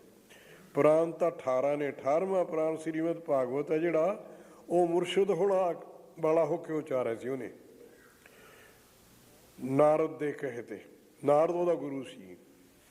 ਉਹਨੇ ਕਿਹਾ ਸੀ ਮੈਂ 18 ਪੁਰਾਣ ਵੀ ਉਚਾਰੇ ਨੇ, ਵਿਦਾਂਤ ਸ਼ਾਸਤਰ ਵੀ ਉਚਾਰਿਆ ਹੈ, ਪਰ ਮੇਰੇ ਮਨ ਨੂੰ ਸ਼ਾਂਤ ਨਹੀਂ ਹੈ। ਕਹਿੰਦਾ ਇਹ ਤਾਂ ਮਹਾਂਪੁਰਖ ਦੀ ਦਾਤ ਹੈ। ਇਹ ਉਹਨੇ ਰੋਣਾ ਆਪਣੇ ਮੁਰਸ਼ਿਦ ਕੋਲੇ। ਇਹ ਉਸ ਜਵਾਨੇ ਦਾ ਅਵਤਾਰ ਮੰਨਿਆ ਹੋਇਆ ਸੀ ਨਾਰਦ। ਕਹਿਤਾ ਇਹਨੂੰ ਚੁਗਲ ਵੀ ਦਿੰਦੇ ਨੇ ਇੱਕ ਦੂਜੇ ਦੀ ਗੱਲ ਕਰਦਾ ਕਰਕੇ, ਪਰ ਟਾਈਮ ਦਾ ਮਹਾਤਮਾ ਸੀ, ਬੜੀ ਉਮਰ ਵਾਲਾ ਹੋਇਆ। ਸਨਾਤਨ ਧਰਮ ਦੇ ਵਿੱਚ ਉਸ ਵਕਤ ਦਾ ਅਵਤਾਰ ਮੰਨਿਆ ਸੀ। ਇਹਦੇ ਕੋਲੇ ਵਿਰਥਾ ਖੋਲੀ ਵਿਆਸ ਦੇਵ ਨੇ ਵੀ ਮੈਨੂੰ ਸ਼ਾਂਤ ਨਹੀਂ ਹੋਈ। ਉਹਨੇ ਕਿਹਾ ਵੀ ਤੂੰ, ਇਹ ਤਾਂ ਮਹਾਂਪੁਰਖ ਦੀ ਦਾਤ ਹੈ। ਦਿਮਾਗ ਤਾਂ ਵਿਆਸ ਦੇਵ ਜੀ ਦਾ ਬਹੁਤ ਬੜਾ ਹੈ।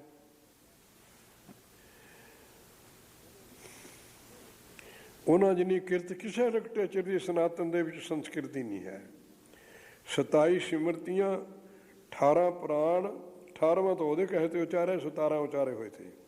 ਸ਼੍ਰੀਮਦ ਭਾਗਵਤ ਨਾਰਦ ਜੀ ਦੇ ਕਹੇ ਤੇ ਆਵੇ, ਤੂੰ ਉਹਨਾਂ ਦੇ ਪੈਰੀ ਪੈ ਗਿਆ। ਮਹਾਰਾਜ ਆਪ ਵਰਗਾ ਸਤਪੁਰਸ਼ ਕੌਣ ਮਿਲੇਗਾ, ਮੈਨੂੰ ਬ੍ਰਹਮ ਵਿਦਿਆ ਦਾ ਉਪਦੇਸ਼ ਸ਼ਾਂਤੀ ਦਿਓ। ਤੂੰ ਸ਼ੁੱਧ ਹੈ ਵਿਨਾਸ਼ੀਆਂ, ਮੈਂ ਵਿਦਾਂਤ ਸ਼ਾਸਤਰ ਉਚਾਰਨ ਵਾਲਾ, ਪਰ ਹਿਰਦੇ ਦੀ ਸ਼ਾਂਤ ਨਹੀਂ ਮਿਲੀ। ਜੇ ਪੜ੍ਹਿਆ ਤੇ ਮਿਲ ਜਾਏ, ਵਿਦਾਂਤ ਸ਼ਾਸਤਰ ਮੇਰਾ ਬਣਾਇਆ ਹੋਇਆ ਹੈ। ਵਿਆਸ ਦੇਵ ਦੀ ਕਿਰਤਾ 6ਵਾਂ ਸ਼ਾਸਤਰ ਵਿਆਸ, 5 ਹੀ ਰਿਸ਼ੀਆਂ ਦੇ 6 ਹੀ ਸ਼ਾਸਤਰ ਨੇ, ਪਿੱਛੋਂ ਵਿਦਾਂਤ ਉਚਾਰਿਆ ਸਾਰਿਆਂ ਨੂੰ। ਉਹ ਕਹਿੰਦਾ ਇੱਕ ਪੁਰਾਣ ਹੋਰ ਉਚਾਰ, ਫਿਰ ਤੈਨੂੰ ਸ਼ਾਂਤ ਮਿਲ ਜਾਏਗੀ। ਕਹਿੰਦਾ ਅੱਗੇ 17 ਉਚਾਰੇ ਨੇ। ਕਹਿੰਦਾ ਤੂੰ ਇਸ ਸ਼ਬਦ ਦਾ ਅਧਿਕਾਰੀ ਨਹੀਂ, ਅਧਿਕਾਰੀ ਤੋਂ ਵਿਦਿਆ ਫਲੀਭੂਤ ਨਹੀਂ ਹੁੰਦੀ। ਮਹਾਰਾਜ ਮੈਨੂੰ ਹੋਰ ਕੋਈ ਇਹੋ ਜਿਹਾ ਸਤਿਪੁਰਸ਼ ਨਹੀਂ ਮਿਲਣਾ, ਮੇਰੀ ਗਲਤੀ ਮਾਫ਼ ਕਰ ਦਿਓ। ਮੈਂ ਆਪ ਨੂੰ ਨਿਰੰਕਾਰ ਮੰਨਦਾ, ਤੂੰ ਬ੍ਰਹਮ ਗਿਆਨੀ ਹੈ, ਮੈਨੂੰ ਬ੍ਰਹਮ ਗਿਆਨ ਦੀ ਬਖਸ਼ਿਸ਼ ਕਰ। ਦੱਸੋ ਮੈਂ ਕਿਸ ਢੰਗ ਨਾਲ ਉਚਾਰਾਂ। ਕਿਹਦੀ ਵਿਆਖਿਆ ਕਰਾਂ? ਉਹ ਕਹਿੰਦੇ ਵੀ ਕਿਸੇ ਆਦਮੀ ਦੀ ਵਿਆਖਿਆ ਨਾ ਕਰੀ, ਨਿਰੰਕਾਰ ਦੀ ਵਿਆਖਿਆ ਕਰੀ। ਨਿਰਗੁਣ ਦੀ ਉਪਮਾ ਦੇ ਵਿੱਚ ਉਹਨਾਂ ਨੇ ਸ੍ਰੀਮਦ ਭਾਗਵਤ ਉਚਾਰਨ ਕੀਤਾ ਹੈ। ਸਨਾਤਨ ਦੇ ਵਿੱਚ ਬਾਕੀ ਸਾਰੇ ਇਤਿਹਾਸ ਨੇ, ਜਿੱਕਣ ਗੁਰੂ ਸਿੱਖਾਂ ਦੇ ਵਿੱਚ ਗੁਰੂ ਗ੍ਰੰਥ ਸਾਹਿਬ ਜੀ ਨੂੰ ਮੰਨਦੇ ਨੇ, ਸਨਾਤਨ 'ਚ ਸ੍ਰੀਮਦ ਭਾਗਵਤ ਨੂੰ ਮੰਨਦੇ ਨੇ। ਪਾਠ ਪੂਜਾ ਜਦ ਕਰਨੀ ਹੋਵੇ ਇਸ ਦੀ ਕਰਦੇ ਨੇ। ਹੋਰ ਇਤਿਹਾਸ ਨੇ ਸਾਰੇ। ਆਪਣੇ ਘਰ ਵਿੱਚ ਸ੍ਰੀ ਗੁਰੂ ਗ੍ਰੰਥ ਸਾਹਿਬ ਜੀ ਦਸਮ ਪਾਤਸ਼ਾਹ ਦੇ ਵੀ ਹੈਗੇ। ਭਾਈ ਨੰਦ ਲਾਲ ਦੀ ਬਾਣੀ ਵੀ ਬੜੀ ਗਹਿਰੀ ਹੈ, ਭਾਈ ਗੁਰਦਾਸ ਦੀ ਬਾਣੀ ਵੀ ਬਹੁਤ ਗਹਿਰੀ ਹੈ, ਮਗਰ ਗੁਰਤਾਈ ਦਾ ਧੰਨ ਸ੍ਰੀ ਗੁਰੂ ਗ੍ਰੰਥ ਸਾਹਿਬ ਨੂੰ ਹੀ ਹੈ। ਇਤਿਹਾਸ ਕਰਕੇ ਮੰਨੇ ਜਾਂਦੇ ਨੇ ਸਾਰੇ। ਪ੍ਰਮਾਣ ਉਹਨਾਂ ਦਾ ਕਿਸੇ ਵਿਆਖਿਆ ਵਿੱਚ ਕਿਸੇ ਦਰਬਾਰ 'ਚ ਦੇ ਸਕਦੇ ਹਾਂ, ਦਸਮ ਪਾਤਸ਼ਾਹ ਦਾ ਵੀ, ਨੰਦ ਲਾਲ ਦਾ ਵੀ, ਭਾਈ ਗੁਰਦਾਸ ਦਾ ਵੀ, ਸ੍ਰੀ ਅੰਮ੍ਰਿਤਸਰ ਵਿੱਚ। ਹੋਰ ਤਾਂ ਸਾਰੇ ਹੀ ਦਿੰਦੇ ਨੇ। ਅੰਮ੍ਰਿਤਸਰ ਇਹ ਤੋਂ ਬਿਨਾਂ ਹੋਰ ਕੋਈ ਪ੍ਰਮਾਣ ਨਹੀਂ ਕਿਸੇ ਇਤਿਹਾਸ ਦਾ ਦੇ ਸਕਦਾ। ਉੱਥੇ ਕਥਾ ਕਿਸੇ ਇਤਿਹਾਸ ਦੀ ਨਹੀਂ ਹੁੰਦੀ। ਜਿਸ ਸਤਪੁਰਸ਼ਾਂ ਦੀ ਮੈਨੂੰ ਘੜੀ ਸੰਗਤ ਹੋਈ ਹੈ, ਉਹਨਾਂ ਦੇ ਦਰਬਾਰ 'ਚ ਵੀ ਕਿਸੇ ਸ਼ਾਸਤਰ ਦੀ, ਕਿਸੇ ਇਤਿਹਾਸ ਦੀ, ਤਵਾਰੀਖ ਦੀ ਕੋਈ ਕਥਾ ਨਹੀਂ ਸੀ ਹੁੰਦੀ ਬਿਨਾਂ ਗੁਰੂ ਗ੍ਰੰਥ ਸਾਹਿਬ ਤੋਂ। ਸ੍ਰੀ ਗੁਰੂ ਗ੍ਰੰਥ ਸਾਹਿਬ ਜੀ ਦਾ ਟੀਕਾ ਸੀ, ਉਹ ਵੀ ਸਾਹਿਬ ਜੀ ਨਾਲੋਂ 6 ਇੰਚੀ ਨੀਵੇਂ ਥਾਂ ਪ੍ਰਕਾਸ਼ ਕਰਦੇ ਤੇ। ਉੱਚੇ ਤਾਂ ਗੁਰੂ ਗ੍ਰੰਥ ਸਾਹਿਬ ਜੀ, ਉਦੋਂ ਹੇਠ ਟੀਕਾ, ਉਦੋਂ ਹੇਠ ਸੰਗਤ, ਆਪ ਉਦੋਂ ਹੇਠਾਂ ਬਹਿੰਦੇ ਤੇ ਆਲੇ ਦੁਆਲੇ ਸੰਗਤ ਉੱਚੇ ਥਾਂ ਸੀ। ਇਹ ਮਰਜ਼ਾਦਾ ਤੋਰੀ ਸੀ। ਬੀਬੀਆਂ ਸੱਜੇ ਪਾਸੇ ਬੈਠਣ ਦੀ ਗੁਰੂ ਨਾਨਕ ਤੋਂ ਤੋਰੀ ਹੈ, ਬਾਬਾ ਜੀ ਨੇ ਤਾਂ ਪ੍ਰਗਟ ਕਰੀ ਹੈ। ਤੋਰੀ ਹੋਈ ਗੁਰੂ ਨਾਨਕ ਦੀ ਹੋਈ ਹੈ। ਬੀਬੀਆਂ ਦੇ ਜਾਮੇ ਨੂੰ ਇਸ ਘਰ ਵਿੱਚ ਸਤਿਕਾਰਿਆ ਹੈ। ਜਿਸ ਗੁਰੂ ਗ੍ਰੰਥ ਸਾਹਿਬ ਦੀ ਹਜ਼ੂਰੀ ਵਿੱਚ ਜੋ ਵੀ ਸਤਿਪੁਰਸ਼ ਮਰਜ਼ਾਦਾ ਪੁਰਸ਼ੋਤਮ ਨੇ, ਉਹ ਬੀਬੀਆਂ ਨੂੰ ਸੱਜੇ ਪਾਸੇ ਬਿਠਾਉਂਦੇ ਗੁਰੂ ਸਾਹਿਬ ਦੇ। ਕਿਉਂ? ਬੀਬੀਆਂ ਦਾ ਸਤਿਕਾਰ ਗੁਰੂ ਨਾਨਕ ਨੇ ਕੀਤਾ ਵੀ ਜਿਤਨੇ ਜੋਗੀ, ਰਿਸ਼ੀ, ਤਪੱਸੀ, ਅਵਤਾਰ, ਜਿੰਨੇ ਸਰੀਰ ਧਾਰੀ ਇਨਸਾਨ ਹੋਏ ਨੇ, ਸਭ ਬੀਬੀ ਦੀ ਕੁੱਖ ਨੂੰ ਹੀ ਸਫਲਤਾ ਦੇ ਕੇ ਆਏ ਨੇ। ਇਸ ਕਰਕੇ ਬੀਬੀਆਂ ਨੂੰ ਦਾਇਣੇ ਰੱਖਿਆ। ਸਾਰੇ ਬੀਬੀ ਦੀ ਕੁੱਖ 'ਚ ਹੀ ਮਨੁੱਖ ਜਨਮ ਬਣਿਆ। ਫਾਊਂਡੇਸ਼ਨ ਪਹਿਲਾ ਮਨੁੱਖਾ ਜਨਮ ਦਾ ਬੀਬੀ ਦੇ ਪੇਟ 'ਚ ਹੁੰਦਾ ਹੈ। ਇਹਨਾਂ ਦਾ ਸਤਿਕਾਰ ਗੁਰੂ ਨਾਨਕ ਦੇ ਦਸਵੇਂ ਸੱਜੇ ਪਾਸੇ ਰੱਖਿਆ। ਇਹਨਾਂ ਦੇ ਪੂਜਣ ਵਾਸਤੇ ਆਪਣਾ ਪਤੀ, ਇਹਨਾਂ ਦੇ ਵਹਿਣੇ ਸੰਗਤ, ਸੰਗਤ ਵਹਿਣੇ ਮੁੜ ਕੇ ਫਿਰ ਗੁਰੂ ਸਾਹਿਬ ਜੀ ਆ ਜਾਂਦੇ ਨੇ। ਇਹ ਸਾਰਿਆਂ ਦੇ ਹੀ ਸਾਂਝੇ ਨੇ। ਇਹ ਜਨਾਨਿਆਂ ਦੇ ਵੀ, ਮਰਦਾਂ ਵੀ ਸੀ, ਸਹਿਜ ਧਾਰੀਆਂ ਦੇ ਵੀ, ਰਹਿਤ ਧਾਰੀਆਂ ਦੇ। ਇਹ ਜਗਤ ਗੁਰੂ ਹੈ ਇਹਨਾਂ ਦਾ ਨਾਮ। ਆਪਣਾ ਆਪਣਾ ਗੁਰੂ ਤਾਂ ਅਲੱਗਾ ਅਲੱਗਾ ਸਾਰੀਆਂ ਸੰਪਰਦਾਵਾਂ 'ਚ ਹੁੰਦਾ ਹੈ। ਉਸ ਵਕਤ ਮਹਾਰਾਜ ਜੀ ਨੇ ਉਹਦੇ ਪ੍ਰਥਾਏ ਸ਼ਲੋਕ ਉਚਾਰਨ ਕੀਤਾ ਹੈ ਵੀ ਬੜਾ ਵਿਖਮ ਥੋਂ ਰਚਿਆ, ਹੋਤ ਆਗਿਆ ਭਗਵਾਨ ਭੁੱਖ ਹੈ। ਸਾਰਾ ਸ਼ਲੋਕ ਇੰਨਾ ਹੈ।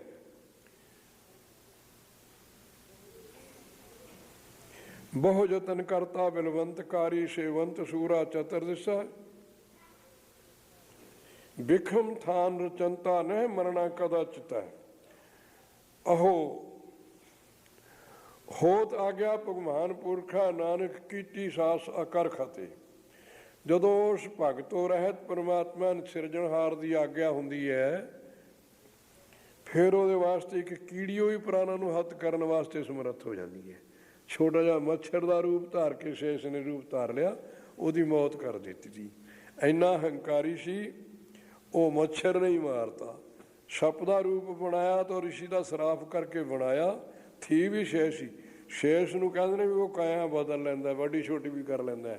ਉਹ ਮਾਰਨ ਜਾਂਦਾ ਸੀ, ਇਹਨੂੰ ਧਨੰਤਰ ਰੱਖਣ ਵਾਸਤੇ ਜਾਂਦਾ ਸੀ ਵੀ ਧਰਮੀ ਰਾਜਾ, ਮੈਂ ਮਰਨ ਨਹੀਂ ਦੇਣਾ, ਆਪਣੀ ਬੁਨਿਆਦ ਭੋਗ ਕੇ ਜਾਊ। ਉਹਨੂੰ ਰਾਹ 'ਚ ਮਿਲ ਪਿਆ, ਕਹਿੰਦਾ ਵੀ ਦੱਸ ਤੂੰ, ਮੈਂ ਅਕਾਲ ਦੇ ਹੁਕਮ ਨਾਲ ਆਇਆ, ਮਹਾਂਪੁਰਖ ਦਾ ਵਾਕ ਨਿਕਲਿਆ, ਮੈਂ ਉਸ ਨੂੰ ਇੰਨੇ ਟਾਈਮ 'ਤੇ ਜਾ ਕੇ ਉਹਦੇ ਸੰਗ 'ਚ ਡੰਗ ਮਾਰਨਾ, ਉਹਨੂੰ ਮਾਰ ਦੇਣਾ, ਮੌਤ ਕਰਨੀ ਹੈ। ਤੇਰੇ ਕੋਲ ਕੀ ਉਪਾਅ ਹੈ? ਕਹਿੰਦਾ ਤੂੰ ਆਪਣੀ ਜ਼ਹਿਰ ਪ੍ਰਗਟ ਕਰ ਵੀ ਕਿੰਨੀ ਕੁ ਜ਼ਹਿਰ ਹੈ ਜਿਹੜੇ ਨਾਲ ਤੂੰ ਮਾਰ ਦੇਗਾ। ਹਰੇ ਭਰੇ ਦਰਖਤ 'ਤੇ ਉਹਨੇ ਫੁਕਾਰਾ ਮਾਰ ਕੇ ਉਹਨੂੰ ਸਾੜਤਾ। ਉਹਨੇ ਆਪਣੀ ਔਸ਼ਧੀ ਪਾ ਕੇ ਦਰਖਤ ਹਰਾ ਕਰਤਾ। ਉਹ ਕਹਿੰਦਾ ਵੀ ਇਹਨੇ ਨਹੀਂ ਰਾਜਾ ਮਰਨ ਦੇਣਾ, ਇਹਦੇ ਕੋਲ ਇਹੀ ਜਿਹੀ ਔਸ਼ਧੀ ਹੈ, ਮੇਰੇ ਸਾਹਮਣੇ ਹੁਣ ਦਰਖਤ ਸੜਿਆ ਵਾ ਸਾਰਾ, ਫਿਰ ਹਰਾ ਕਰਤਾ, ਇਹਨੇ ਰਾਜਾ ਮਰਨ ਨਹੀਂ ਦੇਣਾ। ਉਹ ਕਹਿੰਦੇ ਰਾਜ ਗਾਹਾਂ ਮੂਹਰੇ ਖੂੰਡੀ ਹੋ ਕੇ ਪੈ ਗਿਆ। ਬਹੁਤ ਸੋਹਣੀ ਦਿਲ ਮੋਹਣ ਵਾਲੀ ਖੂੰਡੀ ਬਣ ਕੇ ਰਾਹ 'ਚ ਪੈ ਗਿਆ। ਉਹਨੇ ਚੱਕਰੀ ਵੀ ਇਹ ਤਾਂ ਸਿਆਣਿਆਂ ਦੇ ਫੜਨ ਵਾਲੀ ਆ, ਹੱਥ 'ਚ ਬੜੀ ਸੋਹਣੀ ਖੂੰਡੀ ਹੈ, ਜਿੱਕਣ ਵਾਹਿਗੁਰੂ ਦੀ ਰਜਾ ਹੈ। ਫੜ ਕੇ ਖੂੰਡੀ ਵਾਲਾ ਪਾਸਾ ਮੋਢੇ 'ਤੇ ਧਰ ਲਿਆ, ਉਹਦੇ 'ਚ ਪ੍ਰਾਣ ਪਾ ਕੇ ਮੋਰਾਂ 'ਚ ਡੰਗ ਮਾਰਿਆ। ਖੂੰਡੀ ਦੇ ਸਿਰੇ 'ਚ ਪ੍ਰਾਣ ਪਾ ਕੇ ਭਾਈ ਗੁਰਦਾਸ ਜੀ ਦੱਸਦੇ ਨੇ,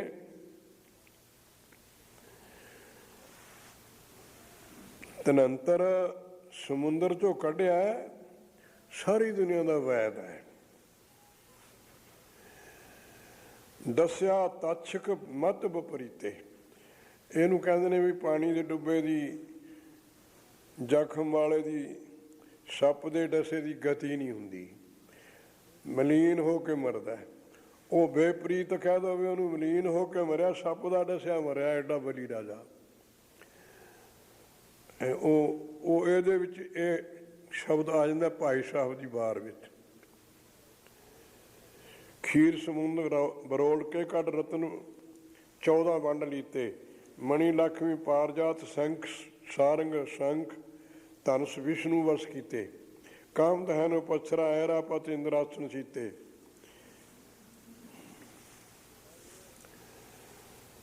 ਘੋੜਾ ਮਿਲਿਆ ਸੂਰਜ ਹੈ, ਸਤਮੁਖੀ ਘੋੜਾ ਕੱਢਿਆ ਸਮੁੰਦਰ ਚੋਂ, ਉਹ ਸੂਰਜ ਨੂੰ ਦੇਤਾ।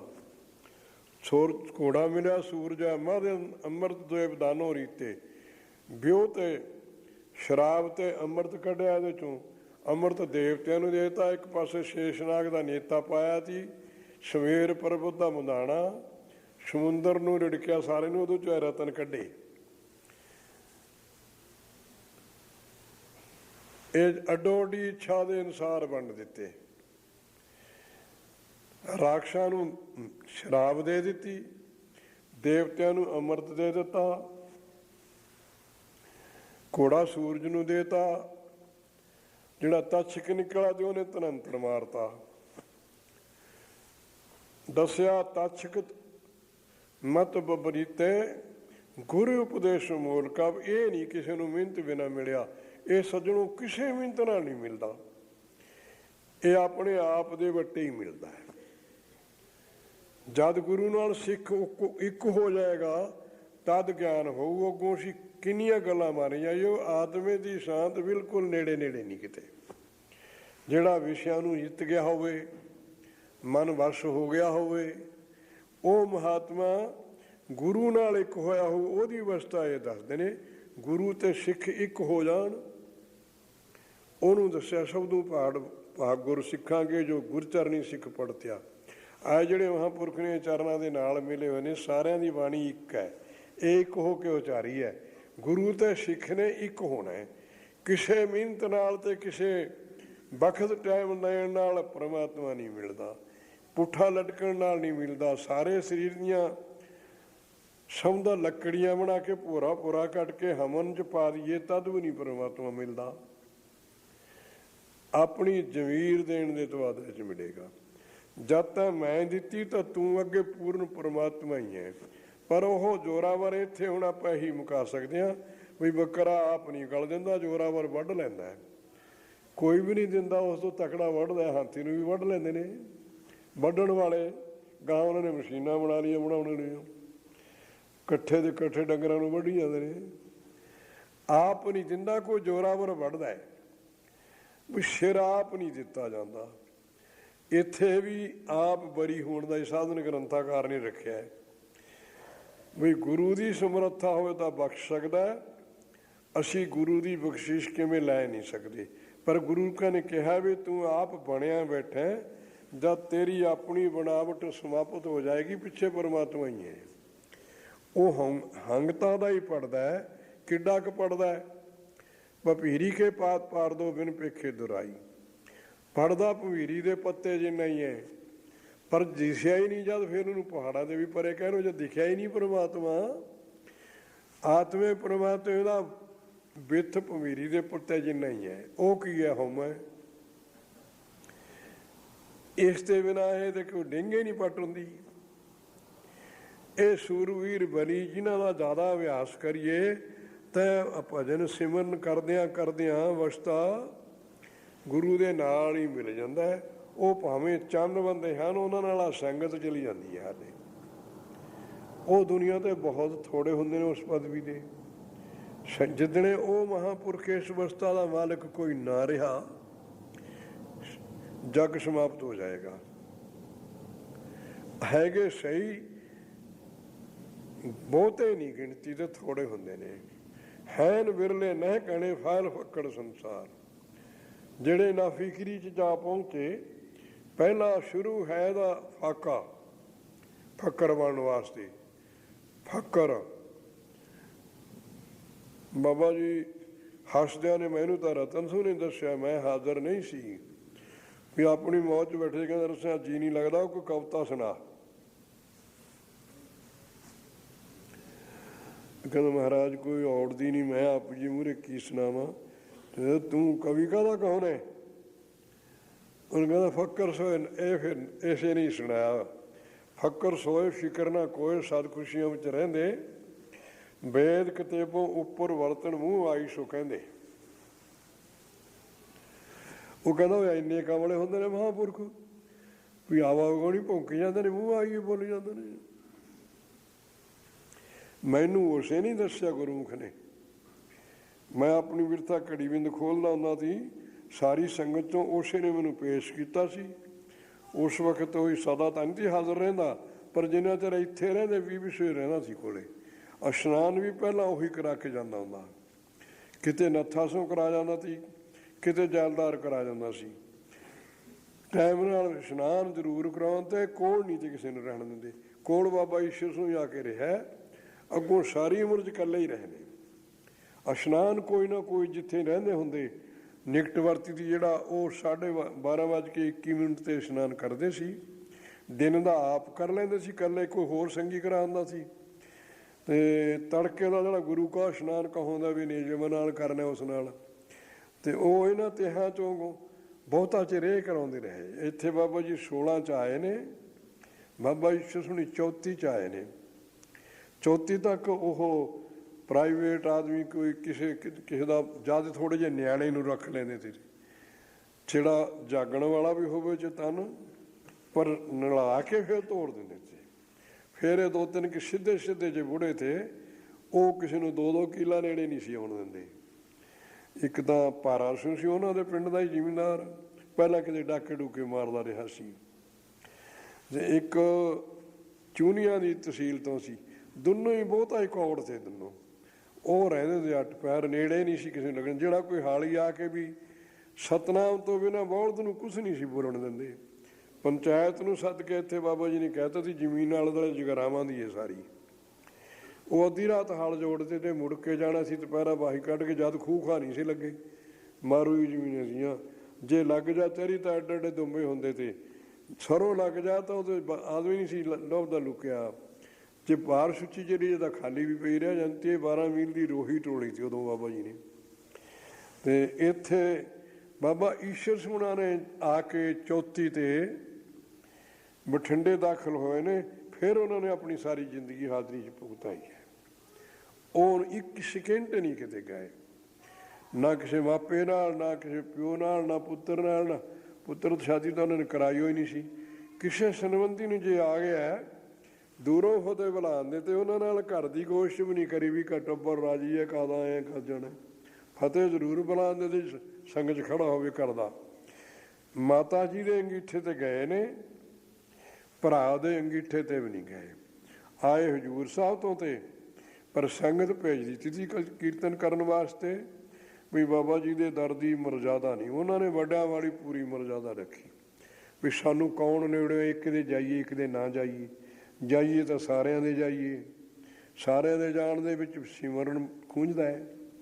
ਇਸ ਕਰਕੇ ਬਾਬਾ ਜੀ ਵੱਡੇ ਵੀ ਨਹੀਂ ਸੀਗੇ। ਉਹਨਾਂ ਦਾ ਭਰਾ ਗੁਜ਼ਰ ਗਿਆ।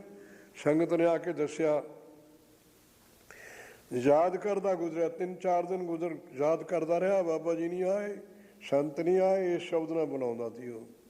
ਜਦ ਕਿਸੇ ਨੇ ਦੱਸਤਾ ਵੀ ਉਹਦੀ ਜ਼ਿਆਦਾ ਖਿੱਚ ਪਈ ਤਾਂ ਹਜ਼ੂਰ ਗੱਡੀ ਚੜ੍ਹ ਕੇ ਆ ਗਏ।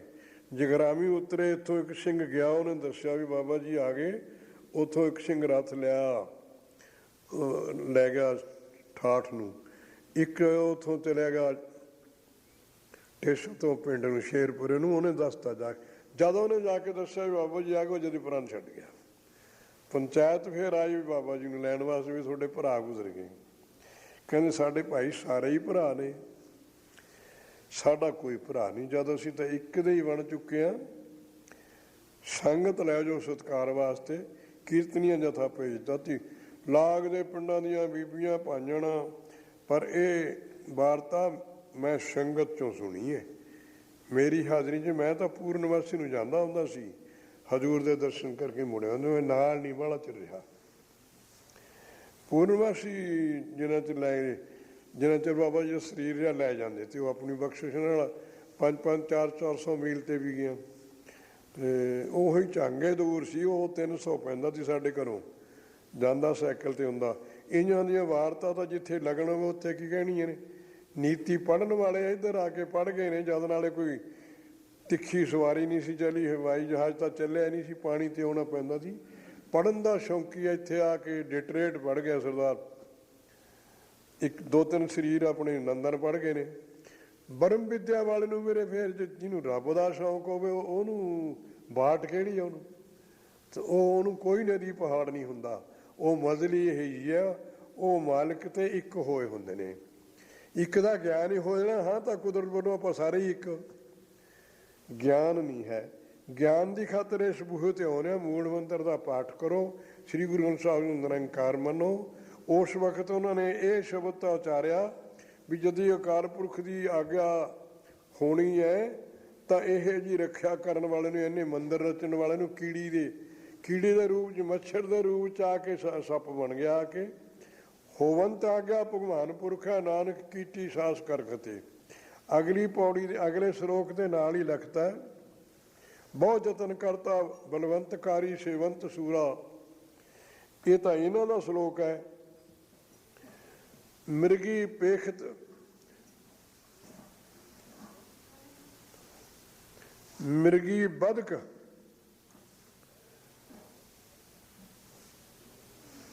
ਲੱਖ ਆਵਦਾ ਹੈ। ਮਿਰਗੀ ਦੇ ਮਾਰਨ ਵਾਸਤੇ ਆਵਦ ਸ਼ਸਤਰ ਨੂੰ ਕਹਿੰਦੇ ਨੇ। ਅਨੇਕ ਪ੍ਰਕਾਰ ਦੇ ਉਪਾਅ ਕਰਕੇ ਉਹਨੇ ਮਿਰਗੀ ਨੂੰ ਘੇਰਾ ਪਾ ਲਿਆ। ਮਿਰਗ ਸ਼ਿਕਾਰੀ ਨੇ ਇੱਕ ਪਾਸੇ ਲੈ ਸਵਾਨ ਖਿਲਾਰੋ, ਇੱਕ ਪਾਸੇ ਅੱਗ ਜਾਲੀ, ਇੱਕ ਪਾਸੇ ਲੈ ਬਾਬਰ ਗਾੜੋ, ਇੱਕ ਪਾਸੇ ਸਵਾਨ ਕਢਾਓ, ਇੱਕ ਕਰੇ ਹੰਦਕਾਰੀ, ਇੱਕ ਪਾਸੇ ਉਹ ਗੋਲੀ, ਚਾਰੇ ਹੀ ਪਾਸੇ ਰੋਕ ਲਏ। ਇੱਕ ਪਾਸੇ ਉਹ ਆਪਣਾ ਤੀਰ ਲੈ ਕੇ ਬਹਿ ਗਿਆ, ਇੱਕ ਪਾਸੇ ਕੁੱਤਾ ਕਢਾਤਾ, ਇੱਕ ਪਾਸੇ ਅੱਗ ਜਾਲਦੀ, ਇੱਕ ਪਾਸੇ ਜਾਲ ਲਾਤਾ। ਜਦੋਂ ਅਕਾਲ ਪੁਰਖ ਦੀ ਆਗਿਆ ਹੋਈ, ਉਹਨੂੰ ਤਾਂ ਇੰਨੀਆਂ ਮੰਦਰਾਂ ਵਿੱਚ ਰੱਖੇ ਹੋਏ ਨੂੰ ਜਾ ਕੇ ਕੀੜੀ ਦਾ ਰੂਪ ਧਾਰ ਕੇ ਮਾਰ ਲਿਆ ਕਾਲ ਨੇ। ਇਤਨੂੰ ਇਤਨੀਆਂ ਦੋਸ਼ਾਂ ਸੰਕਟ ਦੇ ਵਿੱਚ ਇੱਕ ਸੰਕਟ ਉਪਜਿਓ। ਇਹ ਭਾਈ ਬੰਨੋ ਵਾਲੀ ਬੀੜ 'ਚ ਇੱਕ ਭਾਈ ਸੂਰਦਾਸ ਦਾ ਉਚਾਰਿਆ ਸ਼ਬਦ ਹੈ। ਇਹ ਭਾਈ ਬੰਨੋ 'ਚ ਗੁਰੂ ਕਾ ਉਚਾਰਿਆ ਹੋਇਆ ਹੈ। ਸੰਕਟ में एक संकट उपजो मृद अर्ज करे मृग नारी, संकट काट मारी हे हरी मेरा संकट काट। ਇੱਕ ਤਾਂ ਮੈਨੂੰ ਵਿਪਤਾ ਦਾ ਵੇਲਾ, ਬੱਚਾ ਪੈਦਾ ਹੋਣ ਵਾਲਾ ਹੈ। ਦੂਸਰਾ ਮਗਰ ਸ਼ਿਕਾਰੀ ਲੱਗ ਗਿਆ, ਇਹਨੇ ਚਾਰੇ ਪਾਸੇ ਰੋਕ ਲਏ। ਇੱਕ ਪਾਸੇ ਕੁੱਤਾ ਕਢਾਤਾ, ਅੱਗ ਜਾਲਤੀ, ਜਾਲ ਲਾਤਾ, ਇੱਕ ਪਾਸੇ ਆਪ ਤੀਰ ਲੈ ਕੇ ਬਹਿ ਗਿਆ। ਚਾਹਾਂ ਪਾਸਿਆਂ ਤੇ ਗ੍ਰਿਫਤਾਰ ਹੋਈਆਂ। ਦੂਸਰੀ ਮੈਨੂੰ ਤਕਲੀਫ ਹੈ ਬੱਚੇ ਦੇ ਪੈਦਾ ਹੋਣ ਦੀ। ਸੰਕਟ में एक संकट उपजो मिर्ज। ਅਕਾਲ ਪੁਰਖ ਦੀ ਐਸੀ ਨੇਤ ਹੋਈ, ਉਲਟਿਓ ਪਵਨ ਵਾਵਰ ਲੈ ਜਾਲਿਓ। ਬਰੋਲਾ ਬਣਿਆ ਹਵਾ ਦਾ, ਉਹਨੇ ਜਾਲ ਇਕੱਠਾ ਕਰਕੇ ਅੱਗ ਤੇ ਸਿੱਟਤਾ। ਨਾਲੇ ਅੱਗ ਬੁਝ ਗਈ, ਨਾਲੇ ਜਾਲ ਜਲ ਗਿਆ। ਉਲਟੋ ਪਵਨ ਪਵਰ ਲੈ ਜਾਲਿਓ, ਸਵਾਨ ਗਿਓ ਸਸਕਾਰੀ। ਕੁੱਤਾ ਸਹੇ ਮੂਹਰੇ ਸਾਹਾ ਨਿਕਲ ਗਿਆ, ਸਾਹਾ ਇਹਨੂੰ ਬਾਹਲਾ ਸ਼ਿਕਾਰ ਪਿਆ। ਜਿਹੜਾ ਕੁੱਤਾ ਕਢਾਇਆ ਤੇ ਉਹ ਸਹੇ ਮਗਰ ਭੱਜ ਗਿਆ। ਫੰਦਕ ਦੱਸਿਓ ਡਸਕਾਰੀ, ਉਸ ਨੇ ਵਿਸ਼ੇਰ ਦੱਸਿਓ। ਫੰਦਕ ਦੀ ਜਿਹੜਾ ਸਿਸਟ ਲਾਈ ਬੈਠਾ ਪੈ ਕੇ ਉਹਦੇ ਸੱਪ ਲੜ ਗਿਆ। ਚਾਰੇ ਪਾਸੇ ਖੁੱਲੇ ਹੋ ਗਏ, ਉਹਦੇ ਬੱਚਾ ਪੈਦਾ ਹੋ ਗਿਆ। ਸਾਰੀਆਂ ਹੀ ਸੰਕਟਾਂ ਵਾਹਿਗੁਰੂ ਨੇ ਦੂਰ ਕਰਤੀਆਂ। ਮਿਰਗੀ ਨੱਚਣ ਟੱਪਣ ਲੱਗੀ, ਪੈਜ ਰੱਖੀ ਬਨਵਾਰੀ। ਹੇ ਹਰੀ ਤੁਸੀਂ ਮੇਰੀ ਲੱਜਾ ਰੱਖ ਲਈ, ਸਾਰਿਆਂ ਸੰਕਟਾਂ ਚੋਂ ਕੱਢ ਲਈ। ਚਾਰ ਸਵੇਰੇ ਤੇ ਫੰਦਕਾਰੀ ਉਧਰੋਂ ਬੱਚਾ ਪੈ ਦਵਾਣਾ ਹੋਲ ਵਾਲਾ, ਚੌਹਾਂ ਪਾਸੇ ਦੇ ਫੰਦਕ ਨੇ ਰੋਕੀ ਹੋਈ ਹੈ। ਉਹਦਾ ਇੱਕ ਰੋਮ ਨਹੀਂ ਛੇਚ ਰਿਹਾ। ਲੱਖਾਂ ਅਬਦ ਲੈ ਕੇ ਕਦੇ ਉਹਦਾ ਮਾਰਨ ਦਾ ਯਤਨ ਕੀਤਾ, ਮਗਰ ਉਹਦਾ ਵਾਲ ਵਿੰਗਾ ਨਹੀਂ ਕਰ ਸਕੇ। ਚਾਰੇ ਚੀਜ਼ਾਂ ਸਮਾਪਤ ਹੋ ਗਈਆਂ। ਸੱਪ ਵੀ ਮਰ ਗਿਆ, ਕੁੱਤਾ ਸਹੇ ਮਗਰ ਭੱਜ ਗਿਆ, ਫੰਦਕਾਰੀ ਨੂੰ ਡੰਗਤਾ, ਤੇ ਮਿਰਗੀ ਦਾ ਬੱਚਾ ਵੀ ਪੈਦਾ ਹੋ ਗਿਆ। ਆਲੇ ਦੁਆਲੇ ਸ਼ਿਕਾਰੀ ਦੇ ਜਿਹੜੇ ਜਾਲ ਪਾਏ ਤੇ ਉਹ ਵੀ ਚਲੇ ਗਏ। ਇਹ ਤਾਂ ਵਾਹਿਗੁਰੂ ਦੇ ਹੱਥ ਦੇ ਉੱਤੇ ਭਰੋਸੇ ਦੀ ਗੱਲ ਰੱਖੀ ਹੈ। ਸਿੱਖ ਸਿਦਕ ਰੱਖੇ ਹਰ ਥਾਂ ਕਰਤਾਰਪੁਰ ਨੇ। ਸਰੀਰ ਜਾਣ ਵਾਲੀ ਚੀਜ਼ ਹੈ, ਜਦ ਸਮੇਂ ਨਾ ਜਾਣਾ ਨਿਰਭੈਤਾ ਦਾ ਦਾਨ ਗੁਰਬਾਣੀ ਚੋਂ ਨਿਕਲੇਗਾ, ਭੈ ਤੇ ਰਹਿਤ ਹੋ ਜਾਏਗਾ। ਬਾਣੀ ਨੂੰ ਸਤ ਕਰਕੇ ਮੰਨੀਏ, ਇਹਦੀ ਪੂਜਾ ਕਰੀਏ, ਬੱਚਿਆਂ ਨੂੰ ਸਿਖਾਲੀਏ। ਹਜ਼ੂਰ ਸਾਨੂੰ ਸਾਰਿਆਂ ਨੂੰ ਫਿਰ ਇਹ ਅਸ਼ੀਰਵਾਦ ਦੇਣਗੇ, ਲੋਕ ਸੁਖੀਏ ਪਰਲੋਕ ਸਹੇਲੇ। ਹਰ ਜਸ ਗਾਇਓ ਸੰਤ ਜਨਾਂ ਦਿਲ, ਹਰ ਜਸ ਗਾਇਓ ਸੰਤ ਜਨਾਂ।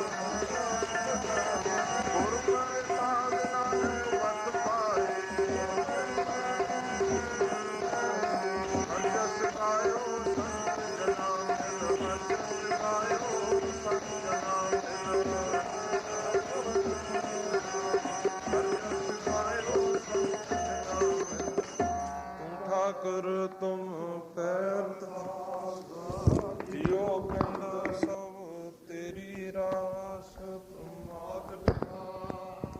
मार्ग तेरे तुमरी कृपा में सुख कने।